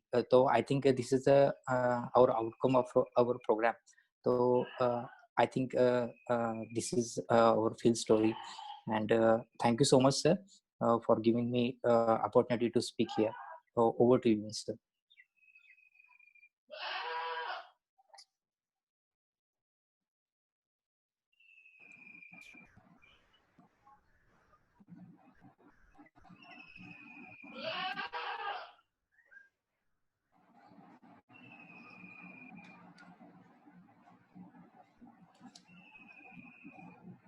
Thank you. Thank you very much, Rahul. Go to West Bengal, where Shantanu Sarkar is waiting, and he will tell us about what's happening in West Bengal. Over to you, Shantanu. Thank you, sir. Good morning, all. ধন্যবাদ সকল উপস্থিত সকল অংশগ্রহণকারীকে। পশ্চিমবঙ্গ থেকে আপনাদের সকলকে ধন্যবাদ জানাই। আমি শান্তনু সরকার, State Coordinator of West Bengal. We have 24 partners in West Bengal. ASHA, Astha Foundation, all will know him, Chaplain Club, CSSI, GGBK, SPMS, Usagram Trust, Koikhali Samadhan Samiti, Holy Mission for Children's, Digambor Purongikar, Konitarpalli Unnayan Samiti, Holy Sati Anubhav Welfare Association, Basra Birangana Seva Samiti, Sobuj Sangho, Holy Hand Society, Northeast Human Care Society, the Council of Church of God, Malda Sahojogita Samiti, Raiganj Janasebha Samiti, Nari o Shishu Kalyan Kendra. And we have 24 partners, and along with side the 72 active field worker. Active field worker, and ये जो हमारा partner and field worker एक साथ मिलकर अच्छा काम किए हैं, already completed 1,410 safe village program in West Bengal and reached 7,43,560 beneficiaries. And all implemented partner actively working. They registered 573 rock stock and 245 nodal teachers. Every day we receive so many helpline calls. Till date, we received 25,892 helpline calls, and we identified active cases 161 helpline cases. And in this pandemic time, 1,878 families received relief support in COVID-19 crisis. This is our pictures in West Bengal during the SBP time. I want to share one success story of the helpline cases in this pandemic time. Caller named Geeta Karmokar, she said her elder daughter-in-law kidnapped her younger daughter Chottu, and उनका as था 15. वो school art class में वो पढ़ते थे, and this time her in-laws have kidnapped Chottu and forced to her marry her handicapped brother-in-law. And they have also threatened girl's family that if they take any action against them, they will kill them. They are very afraid and want their daughter back. And this message came to me, and I refer to our one IP, implementing partner, and implemented partner तुरंत क्या है उनका child line का साथ and local government and police station का साथ लेकर उस फैमिली को पहुंचे, एंड दैट टाइम में कोई जो छोटू बात को रेस्क्यू किया है, एंड रेस्क्यू करके बाद उनको पिता माता पेरेंट्स का हाथ में दे दिया. अभी वो सेव है. ये जो हमारा जो जानकारी है बहुत अच्छा काम किया है हमारा जो IP. And thank you very much all once again. Thank you very much. What to you, sir? Thank you, Shantanu. Thank you very much. West Bengal is a huge state. A lot of work is happening there because a lot of need is also in West Bengal. Now, one little story in West Bengal really happened is when I met one survivor and showed her this comic book. So she said, if this comic book I had received much before, I wouldn't have come to the situation of being trafficked. So that goes a long way in saying that, you know, the work that we are doing in these villages is bearing a lot of fruits. Thank you, Shantanu. Thank you, all the implementing partners of West Bengal. It's a wonderful team. Continue the great work that you're doing. Thank you very much.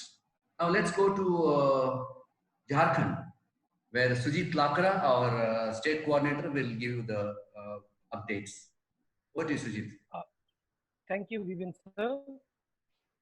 I am Sujit Lakra, state coordinator of Jharkhand, and I want to share something about Jharkhand, that we are having 7 implementing partners: the Daughters of Sentence, Award, Prerna, Srijan Foundation, Sahyogini, Hope, and Lahanti. These are the 7 implementing partners of Jharkhand, and we have 21 field workers working there, who are the real heroes of our field. With the help of this 21 field worker and 7 implementing partners, we have completed 109 Save Village program, and we have reached 39,429 beneficiaries and 35 Rakshaks, and 63 nodal teachers has been registered, and Gram Mitra is introduced, and we have got 626 helpline calls, and 3 helpline calls has been processed. And during this COVID-19 period, we have reached to the families who are in need, and we have reached 589 families. And during this time, I want to share one helpline story में एक helpline कहानी बताना चाहूँगा। ये हमारे save village programme का pictures है कि हम लोग किस तरह से सेव विलेज स्कूल और कम्युनिटी में करते हैं। और मैं एक हेल्पलाइन स्टोरी बताना चाहता हूँ जो कि रिसेंट हेल्पलाइन स्टोरी है, जो कि 25 जुलाई एक हेल्पलाइन में एक लड़की ने कॉल की कि उनके गांव की 2 बच्ची, एक 15 साल की, एक 17 साल की, एक लड़के के साथ में कहीं बाहर चले गई हैं। तो उस लड़की को डर है कि कहीं वो दोनों बच्ची को मानव तस्करी के लिए ना लिया गया हो। तो उसने हेल्पलाइन में कॉल किया, तो हमने देखा कि वो झारखंड से कॉल था। तो हमने इमीडिएटली उस एरिया का जो इम्प्लीमेंटिंग पार्टनर है उनके साथ में कांटेक्ट किए और केसेस को उनके पास में रेफर किए। इम्प्लीमेंटिंग पार्टनर ने अपने स्टेक होल्डर और वहाँ के पुलिस के हेल्प लिए और उनके कोलैबोरेशन के द्वारा वो दोनों बच्ची को रेस्क्यू कर लिया गया। साथ ही साथ 2 लड़कों को भी अरेस्ट किया गया और उन दोनों लड़की को CWC के अंतर्गत वहाँ पर पेश किया गया। तो मैं यही बोलना चाहूँगा कि implementing partner with the help of stakeholder और पुलिस के कोलैबोरेशन के द्वारा वो बच्ची को रेस्क्यू किया गया। तो मैं उस तरह से बहुत सारा स्टोरीज है, लेकिन हम लोग का टाइम बाउंड है, हम लोग ज़्यादा शेयर नहीं कर सकते हैं। लेकिन मैं अपॉर्चुनिटी लेता हूँ कि जितने भी इम्प्लीमेंटिंग पार्टनर और जितने भी हमारे फील्ड वर्कर हैं और जितने भी ORS स्टाफ्स हैं, सभी को मैं धन्यवाद देना चाहूँगा कि हमें अपॉर्चुनिटी मिला कि हम लोग इस विलेज में काम कर पा रहे हैं। Thank you. Over to you Vivian sir. Thank you, Sujit. Thank you for the wonderful story and for quickly acting with the help of the state coordinators, with the help of the implementing partner and the stakeholders in rescuing the girls. Thank you very much. Wonderful work. हम लोग धन्यवाद देते हैं आप लोगों को सबको, specially जो इम्प्लीमेंटिंग पार्टनर्स झारखंड के हैं। आप लोग का सिचुएशन, आप काफी रिमोट एरियाज में काम करते हैं और बहुत धन्यवाद आपके पूरे एफर्ट्स के लिए और जारी रखिएगा ये अच्छा काम आपका। Thank you very much. अभी चलते हैं बिहार में सुशीला सुनवर है हमारे स्टेट कोऑर्डिनेटर। चलो देखते हैं सुशीला क्या कहना चाहती हैं। Over to Sushila. Thank you sir, thank you very much. Good morning everyone, सबों को नमस्कार हमारी ओर से। तो बिहार में कुछ ही समय पहले हमने सेफ विलेज प्रोग्राम शुरू किया है। तो इसमें हमारे 4 इम्प्लीमेंटिंग पार्टनर्स हैं, Fakirana sister society, Aditi, idea और डंकन हॉस्पिटल, और उनके 12 फील्ड वर्कर्स हैं। उनकी सहायता से हमने अभी तक वी हैव डन 17 से विलेज प्रोग्राम, एंड उनकी मदद से हमने अभी तक 5244 बेनिफिशरीज रीच आउट किए हैं। We got in total number of रक्षक and 13 total number of nodal teachers. और जो ग्राम मित्र है वो अभी हमने गांव में शुरू की है। और सेव विलेज प्रोग्राम के दौरान हमने 626 हेल्पलाइन कॉल्स मिला है हमें, और इसमें से 3 हेल्पलाइन केसेस प्रोसेस में है। ये जो कोविड-19 का महामारी के समय में भी हम साथियों की मदद से 589 फैमिलीज तक पहुंच पाए, और इसमें हमने रिलीफ के साथ साथ Covid messaging, anti trafficking messaging भी की है। हम नेक्स्ट ये कहना चाहते हैं कि बिहार एक बहुत ही चैलेंजिंग प्लेस है। It's bordering Nepal and has a problem of reverse migration also. Our partners are ready to tackle it. I think we have so many success story, because I'm handling netball in North Bengal, so I would like to share a story of garden girl. तो से village programme के बाद एक गांव में हमें बहुत सारे लड़कियों का ग्रुप मिलते हैं, तो उन्हें हम गार्डन गर्ल बोल के बुलाते हैं। तो उनको एक साथ लाने के लिए हम मैच के साथ साथ ग्रुप डिस्कशन भी करते हैं। उस ग्रुप डिस्कशन में हम चर्चा करते हैं कि what is trafficking, how can we save from traffickers, how can we protect our friend to being trafficked, child abuses, child labour, child rights के बारे, साथ साथ चाइल्ड हेल्पलाइंस के बारे में भी हम चर्चा करते हैं। और उसी दौरान एक मैच प्रैक्टिस के बाद ग्रुप में चर्चा हो रही थी, तो एक लड़की जो 7th क्लास में पढ़ती थी वो आकर मुझसे बोली कि दीदी मेरी एक सहेली है, वो 3 महीने से स्कूल नहीं आ रही है। तो हमने पूछा क्यों, क्या हुआ? तो उसने बताया कि उसकी मम्मी ने उसे बाहर काम करने के लिए भेज दिया है।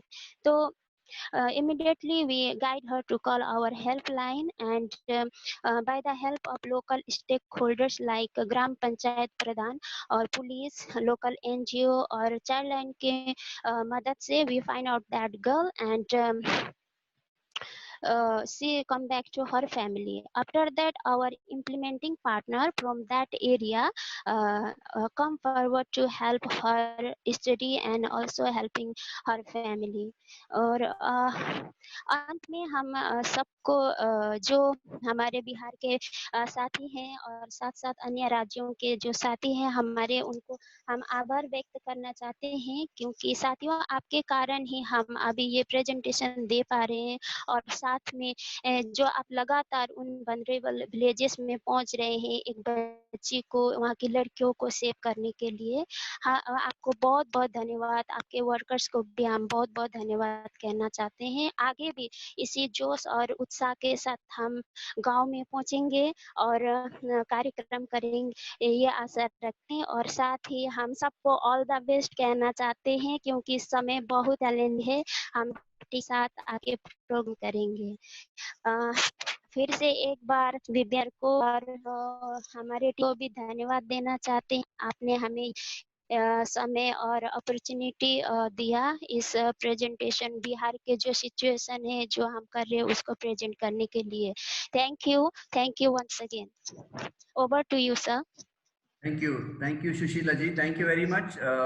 सभी बिहार के इम्प्लीमेंटिंग पार्टनर्स, बिहार हम बहुत बार जा चुके हैं। काफी चैलेंजिंग एरिया है, एक तरफ नेपाल का बॉर्डर है, दूसरा जैसे सुशीला ने कहा रिवर्स माइग्रेशन, तो काफी काम है उधर। और इससे पहले भी एक बार हमने ट्रेनिंग में भी इंटरनेशनल जस्टिस मिशन का हेल्प लिया कि इस रिवर्स माइग्रेशन को जो सेव करने के लिए, क्योंकि जब लोग बाहर वापस जा रहे हैं दूसरे प्लेस में काम करने के लिए, उनके साथ छोटी छोटी लड़कियों को भी ले जा रहे हैं, तो बिहार इम्प्लीमेंटिंग पार्टनर्स के पास बहुत चैलेंज है और काफी एक्सपीरियंस लोग हैं वहां पर implementing partners. Thank you very much, आपका काम जारी रखिएगा, वंडरफुल वर्क गोइंग ऑन।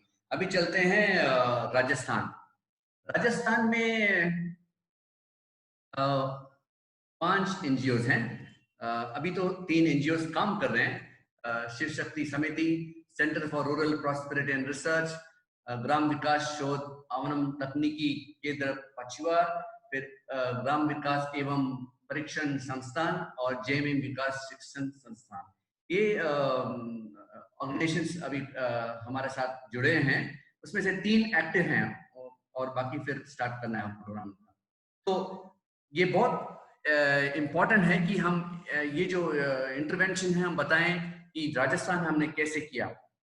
हमें इंफॉर्मेशन पहले मिला एक एनजीओ से, save the children India Mumbai से। उन्होंने 100 गर्ल्स का जो रेस्क्यू किया उन्होंने राजस्थान से, हमें लिस्ट दिया और उस लिस्ट में 66 बच्चे, 66 लड़कियां 2 डिस्ट्रिक्ट के थे, बुंदी और टोंक। इसीलिए हमने ये 2 डिस्ट्रिक्ट चुना काम करने के लिए। और बस अभी तक तो कितने एसवीपीस हुए हैं, 3 इम्प्लीमेंटिंग पार्टनर्स, 9 फील्ड वर्कर्स के साथ 20,997 बेनिफिशियरीज हुए हैं और 12 रक्षक 30 सेफ विलेज प्रोग्राम में ये पूरा।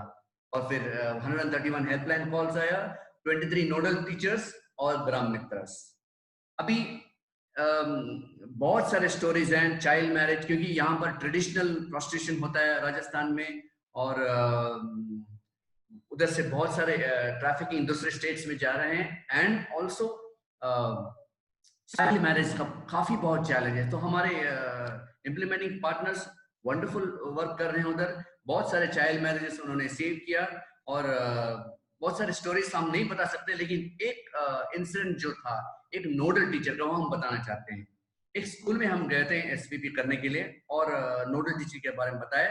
नोडल टीचर वो व्यक्ति है जो हम एफर्ट्स डालते हैं स्कूल में, उसको वो हमेशा स्कूल में रखें, मतलब उसको बार बार दोहराएं बच्चों को कैसे सेफ रहना, और कम्युनिटी में जाते हैं और ड्रॉप आउट्स को रोकते हैं, ये उनका काम है।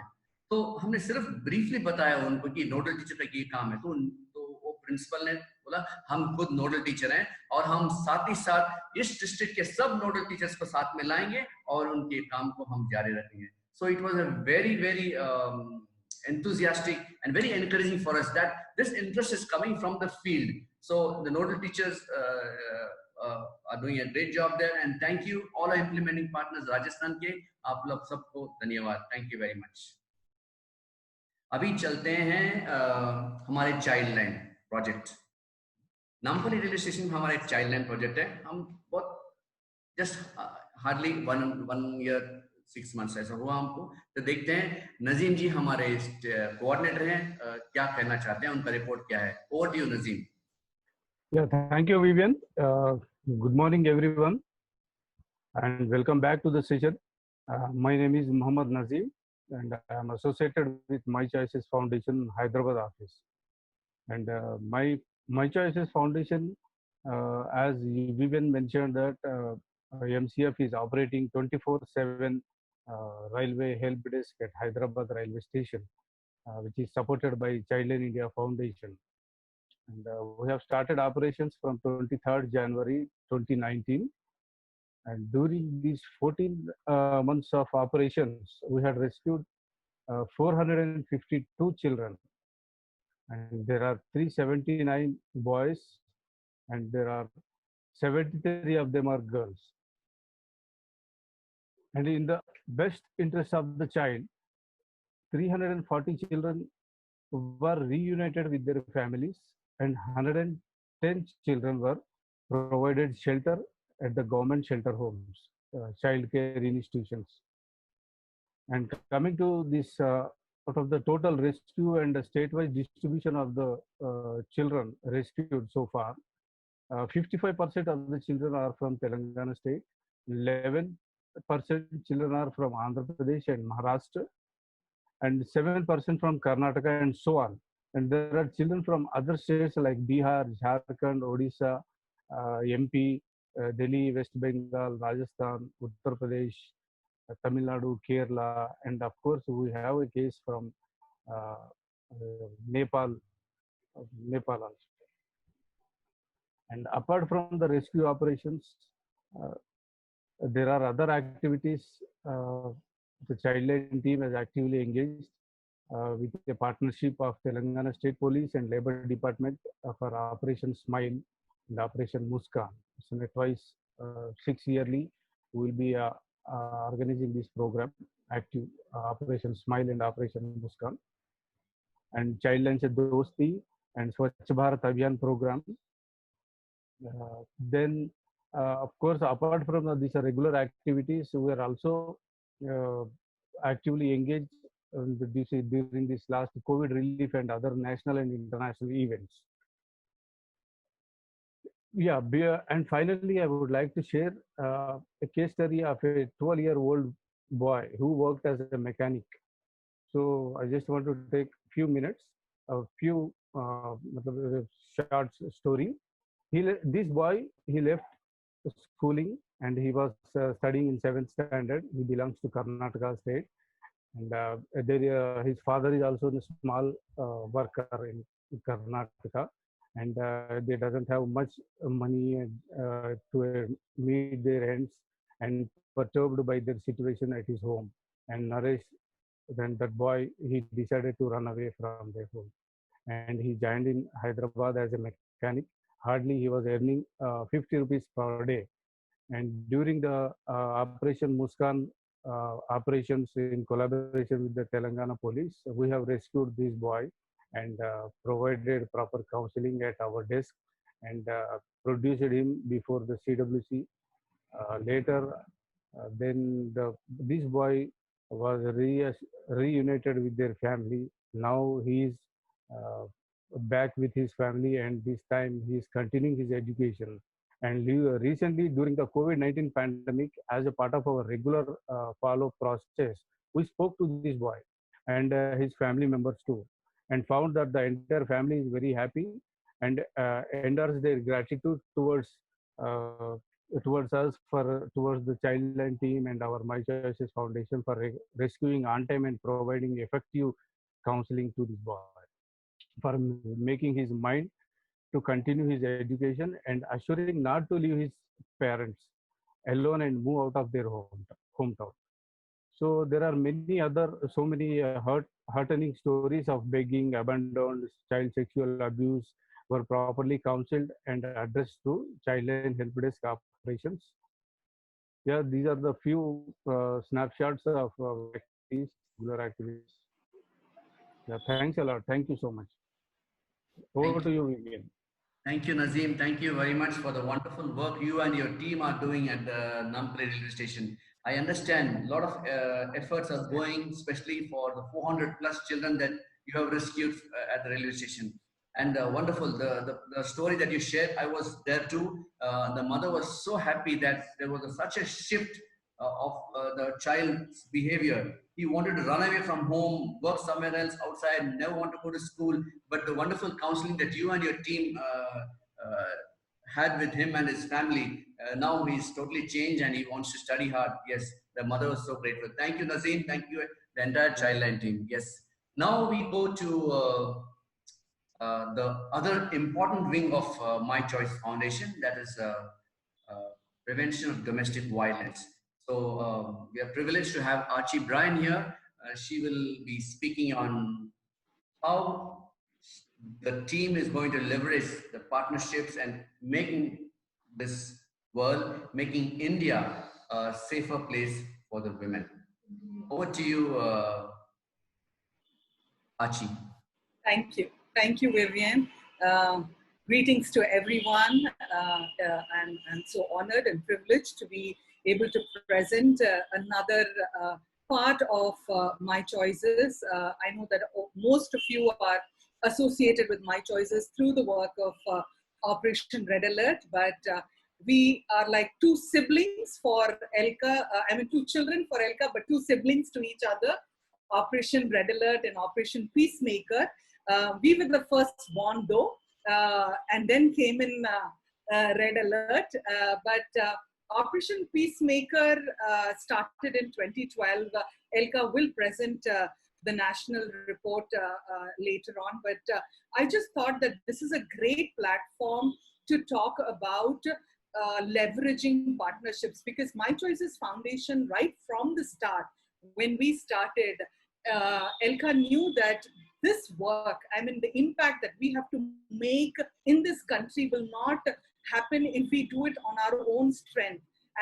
And therefore, we have to do it with partnering with like-minded people, working in similar spaces. And therefore, when Operation Peacemaker started, also, we leveraged partnerships. Our first partnership was with community people, and that's how we got this name Peacemaker, because these are all our brand ambassadors. They are all people who are trained by us, and they work like IPs. They work in their own communities, creating awareness of domestic violence. And when they get cases of domestic violence, they bring it to our centers for help on whatever that they require.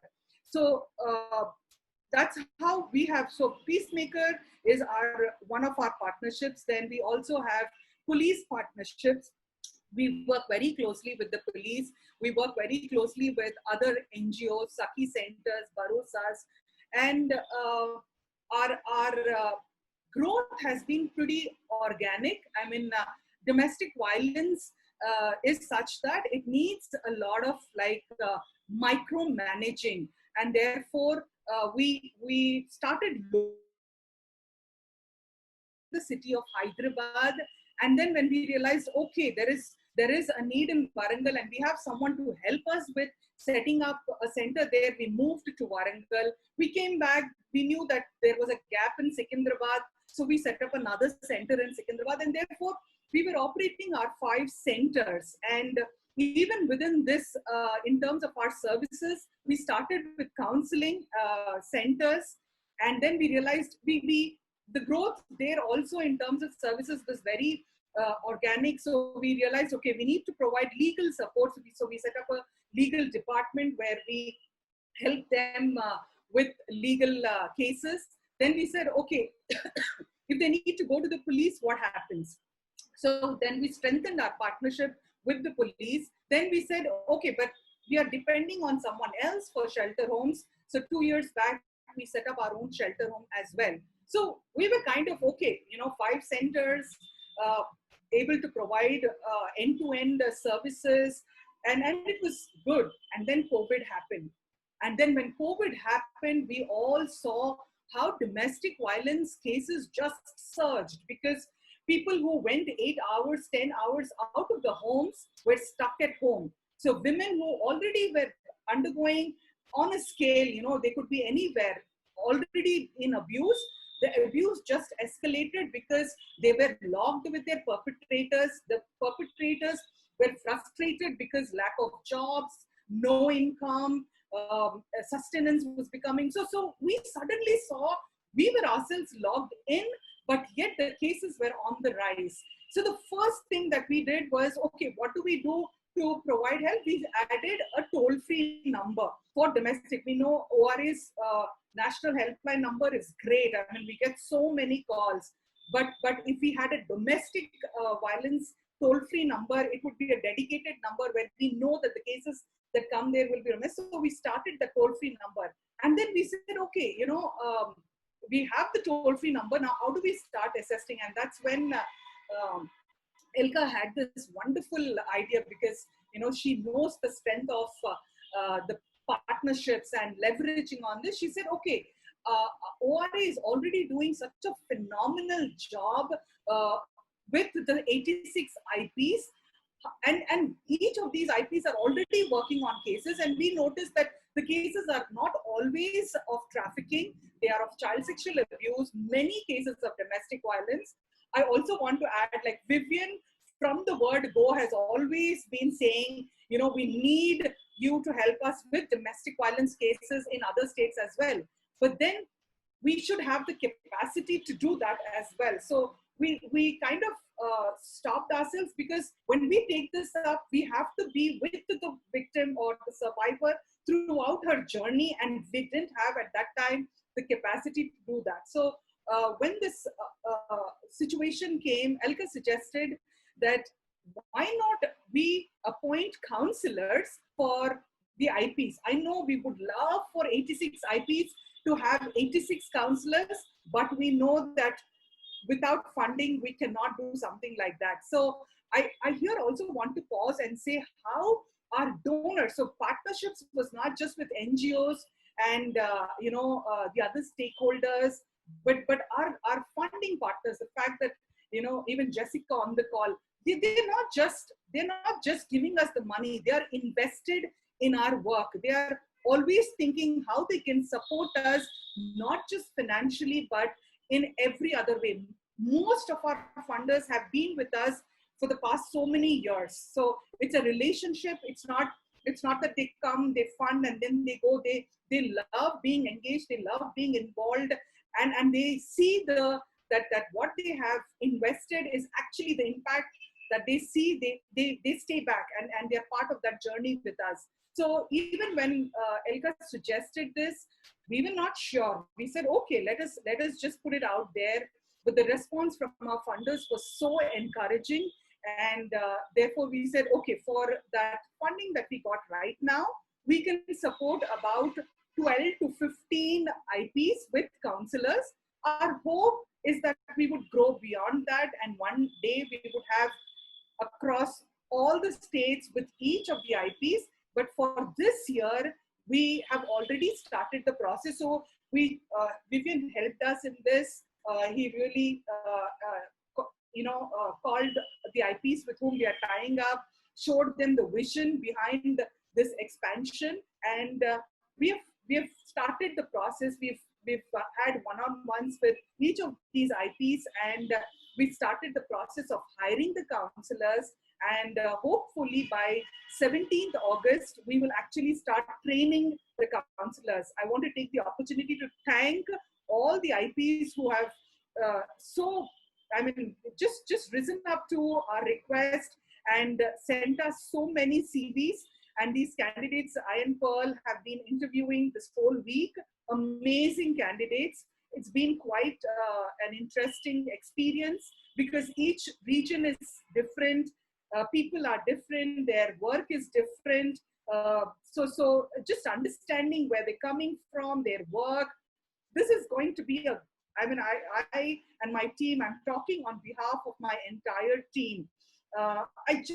One piece I missed out was My Choices Foundation's focus has always been two major pillars. One is the prevention, like ORA wants to prevent, because you can't always do firefighting of cases in the years to come. We don't want. So even domestic violence, we focus a lot on prevention, which my colleague Farzana, she heads, and we have done amazing work. Elka will reap the impact for us.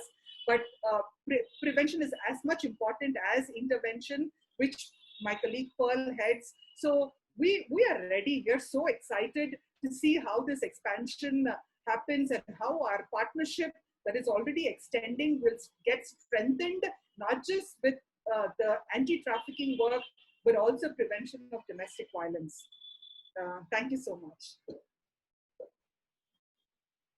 Brian, thank you so much. आची Brian ji कह रहे थे कि पहले हम लोग implementing partners के तहत ऑपरेशन रेड का काम कर रहे हैं, लेकिन ये जो पार्टनरशिप्स ऑलरेडी एस्टैब्लिश्ड हैं उसको लेवरेज करते हुए डोमेस्टिक वायलेंस का भी काम हो सकता है भारत देश में, दूसरे जगह जहां पर भी हम लोग काम कर रहे हैं। इसकी 8 स्टेट्स में हम काम कर रहे हैं। अभी काफी मुश्किल है, लेकिन फेज वाइज, लेकिन उन्होंने हाँ कहा, ये बहुत बड़ी बात है, क्योंकि डोमेस्टिक वायलेंस का प्रिवेंशन करना आसान नहीं है, ये बहुत मुश्किल है, और एक एक केस को कंप्लीट करने के लिए उनको बहुत टाइम लगता है। ऐसा नहीं कि हम लोग विलेज से विलेज प्रोग्राम करके वापस आते हैं, ऐसा नहीं होगा।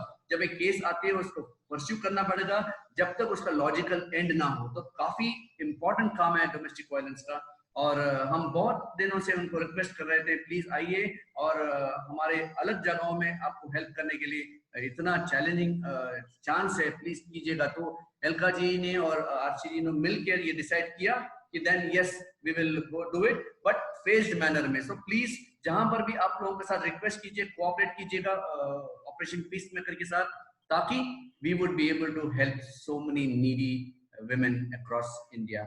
Thank you very much, Archie. Thank you for the wonderful words that you spoke.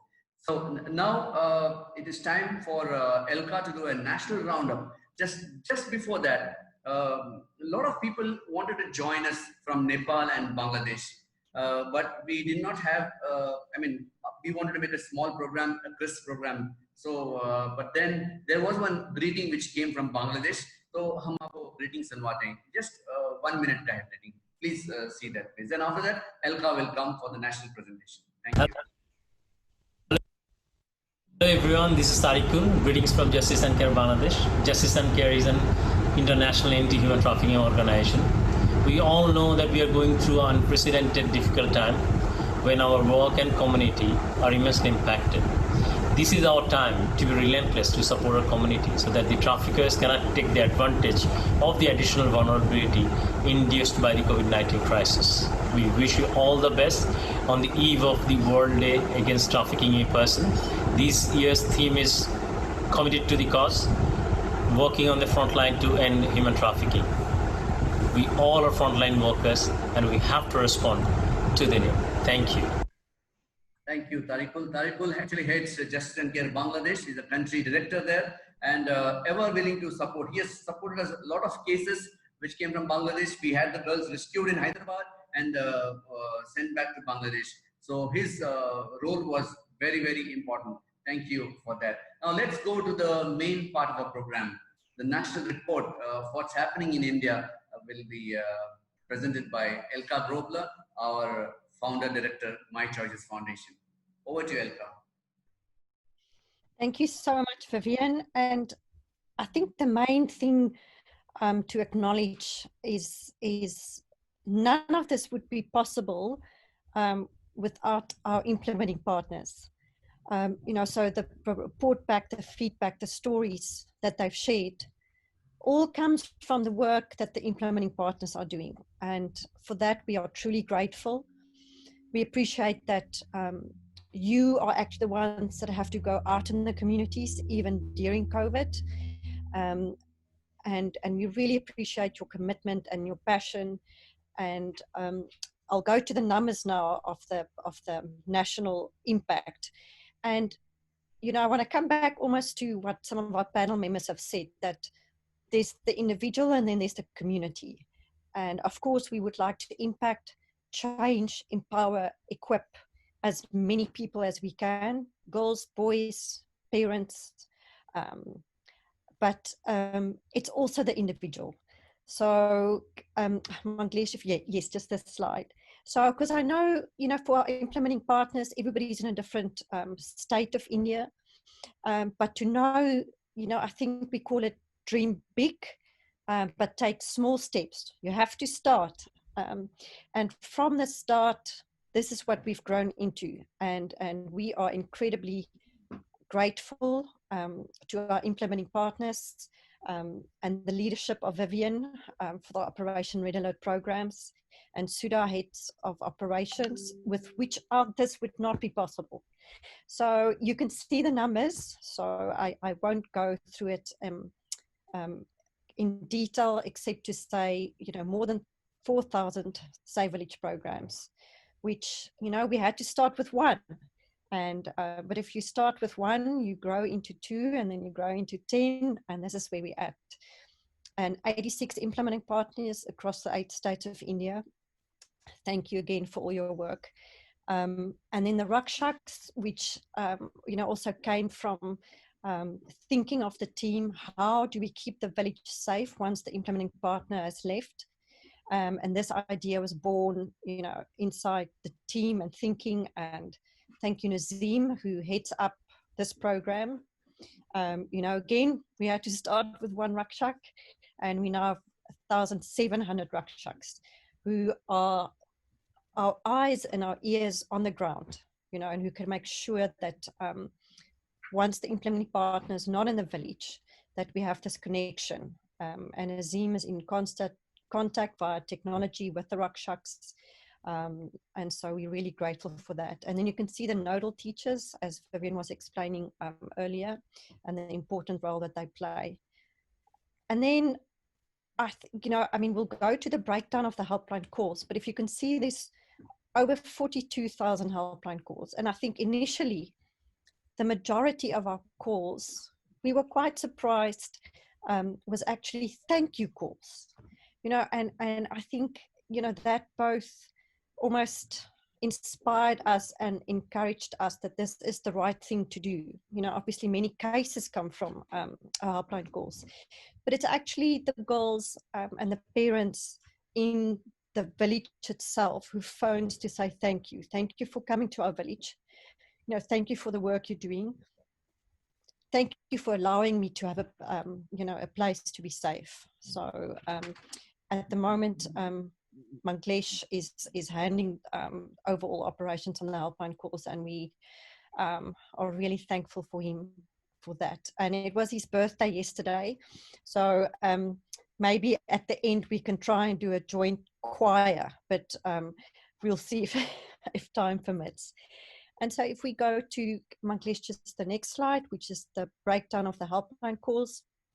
Again, this is just to show the different states, state coordinators, implementing partners of what is happening across the states. And it's an immensely valuable outreach for us. We run India's only national helpline for anti-trafficking. And this is then, as Archie was saying when she gave the update on Operation Peacemaker, we now have a national toll-free helpline for domestic violence also. And with our counsellors that will be placed with the implementing partners, we will actually be able to deal with the domestic violence cases that comes from so many of the villages. So Manglesh, we can go on to the next slide, please. So this is really very exciting. This is a new initiative of Operation Red Alert. Again, that was born out of, thinking of the team. But it was something that was just a dream for us. How do we take everything we have, all the learnings, all the training modules that has been developed, over the last 6 years? How do we get this information and this knowledge onto a digital platform so that not only our own implementing partners have access to this, but that we can reach the whole of India and ultimately globally have a course that talks about trafficking. And so we've launched this, and it will go live in September. But at this point, I really just want to thank Fanny, he's a consultant who gave his time pro bono for us for more than a month. Actually, we're running into 2 months, I suspect, who really spearheaded this module. And he had 20 TIS interns, that gave their time also on a volunteer internship basis. And so we've built this module. It addresses all the different almost concepts or programs that we operate in Operation Red Alert. And this will then have a ripple effect as this will go online on different platforms like Udemy, Chocolate, Million Sparks Foundation. And I'm not sure if Dr.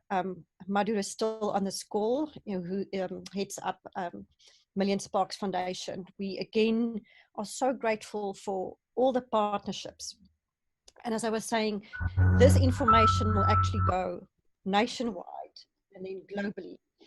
And I think it will be accessible to anyone who goes onto these learning platforms. And that's one of the core strengths and beliefs and DNA at My Choices, is that it's about partnerships and information sharing.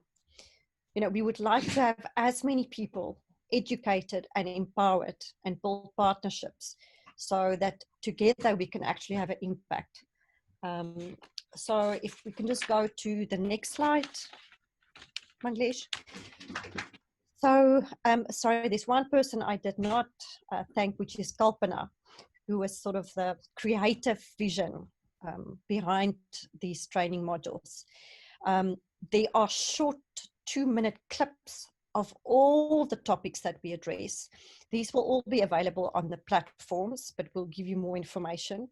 But the idea about this impact is that it's scalable, it's replicable, and it's sustainable. And it's a dream we've had for a long time, is how do we share this knowledge with as many people as possible. So we're really excited about this initiative. We'll keep all of the implementing partners updated. But as I said, when it goes live, we hope to have thousands and thousands of people, students, academics, be able to go through this course. So thank you so much for the team for working on this.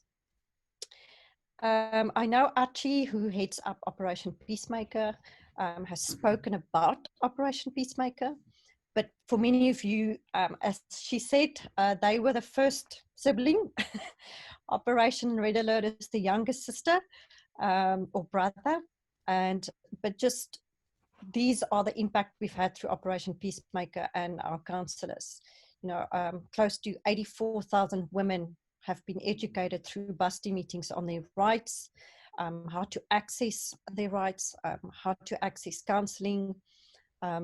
9,500 families have been impacted. And remember that number of 9,452 gets multiplied by including the other family members. And we believe that the perpetrator is as much of the solution. So we always include the family members. So that is almost multiplied by 5 or 6 if you want to get to the true number. And then those are our peacemakers. And then the young people are all the schools and colleges and the programs we have there. And I just want to thank Archie for her leadership and her vision and her passionate and her perseverance to get us to this place. And as we said, the very, very exciting, challenging next initiative for Operation Peacemaker is where we truly partner along Operation Red Alert and provide counsellors across India, which is also a dream and a vision we've had for so long. And we want to thank the funding partners who has made this able for us. And we want to thank the implementing partners who's been so open and ready to have these counsellors to assist them. So we can go to the next slide, which I think is, yes, me handing over to Vivian to address the way forward.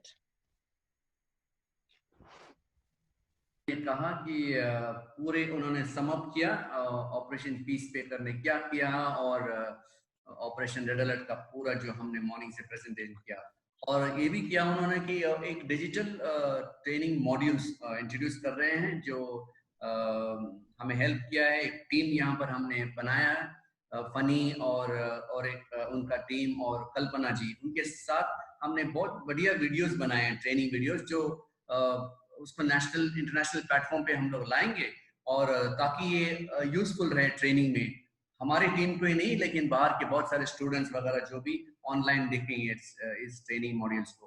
तो हम आगे देखेंगे जब ये training modules खुलेगा तो हम आपको इत्तला करेंगे, so you will also have access to it. Thank you very much. Thank you, Elka, for the wonderful sum. It is a huge information, but I understand and everything was important. Thank you very much. So at this time, before I discuss way forward, I would like to thank Elka Grobler, founder director for My Choice Foundation, for making this day possible. Thank you, Elka, for your leadership, and thank you for believing in all of us, the implementing partners, and all who are here. Thank you so much.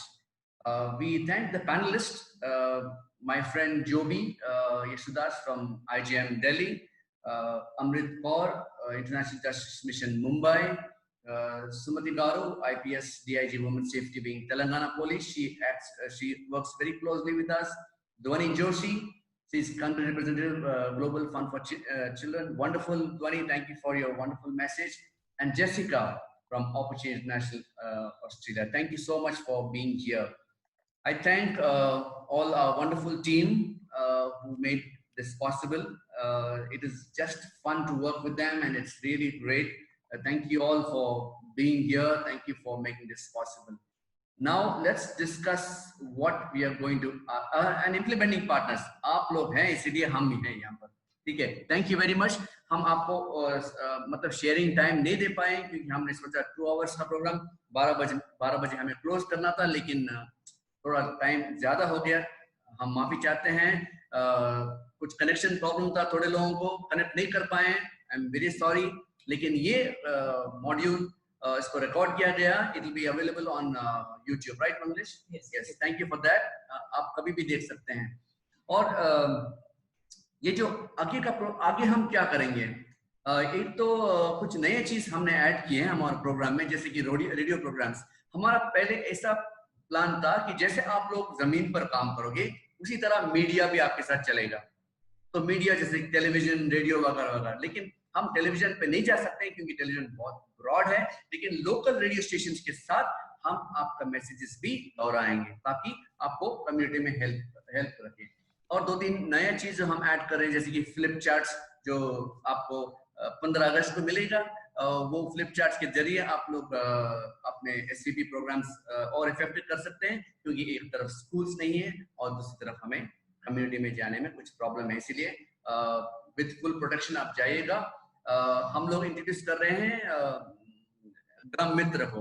ग्राम मित्र का भी please आप लोग initiate कीजिएगा ताकि काफी important हो. और ये रेडियो प्रोग्राम्स, फ्लिप चार्ट्स, जो भी हम करना चाहते हैं, you just want to make sure that everything goes well. लेकिन हमारी टीम की ओर से, फाउंडर की ओर से आप लोग सबको नमस्कार and thank you very much. क्योंकि विदाउट इम्प्लीमेंटिंग पार्टनर्स सब 8 स्टेट्स में आप लोग हैं. हम पर्सनली एक को नमस्ते कहते हैं, धन्यवाद कहते हैं. Thank you very much for being there. Thank you our state coordinators for representing them. Please convey our gratitude to all the implementing partners for making this happen. जो भी आपने किया, it is just a celebration that we are all there together, and thank you for the wonderful passion that we all share. I know I'm not able to speak to everyone, but I can share the passion that you all have. Thank you. The panelists जो हमने चुना, उनका भी passion है. हमारे इसमें हमारे state coordinators का और इम्प्लीमेंटिंग पार्टनर जो 8 स्टेट्स के हैं. Thank you all for this wonderful opportunity. Thank you and God bless you all. Thank you very much. नमस्कार.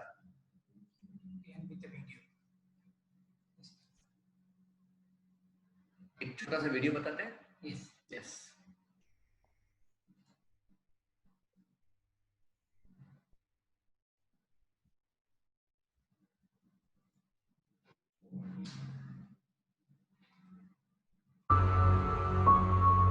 Every 3 minutes.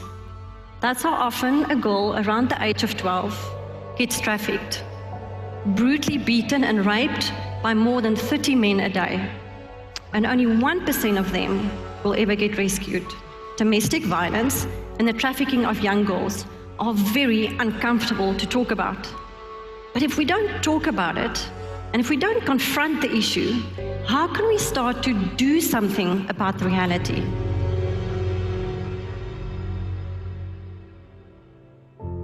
My Choices Foundation aims to give women, children, and families choices to live lives free from violence, abuse, and exploitation by empowering them with the awareness, education, and support they need to become their own change agents. We operate in 2 tracks: Operation Red Alert to end sex trafficking, and Operation Peacemaker to stop domestic violence. Operation Red Alert sought to address human trafficking challenges with research.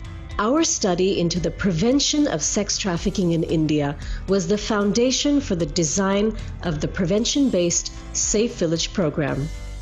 Estimates show that there are over 600,000 villages in India. We partnered with Quantium Analytics and developed the vulnerability mapping tool to identify the high-risk villages that need our anti-trafficking interventions first. The Safe Village program uses innovation and creativity to spread awareness. To initiate the discussion with children on preventing trafficking in villages, Operation Red Alert created a comic book with 4 main characters: the good father, informed mother, guardian girl, and the cool boy, who prevent traffickers from operating in their village. The comic book is available in 7 languages. Furthermore, to ensure that children have understood the message about being alert, we scripted a play about a family affected by trafficking, which the children perform. We have recruited rakshaks and nodal teachers to ensure the sustainability aspect of the Safe Village program. They will continue to keep a watchful eye on the village and report any suspicious activity back to Operation Red Alert. Operation Red Alert has educated more than 2.3 million people and conducted over 4,300 Safe Village programs. Doing what we do every day gives us courage. And you know what's the good thing about courage? It's contagious. So courage can transform families and villages and communities. With support from our partners and the community, we aim to reach out to every vulnerable girl in India with a promise to keep her safe from human trafficking. Every minute counts and every goal counts. Make a choice to join the fight. Please call our toll-free helpline 1-800-419-8588 to report any suspicious trafficking incidents.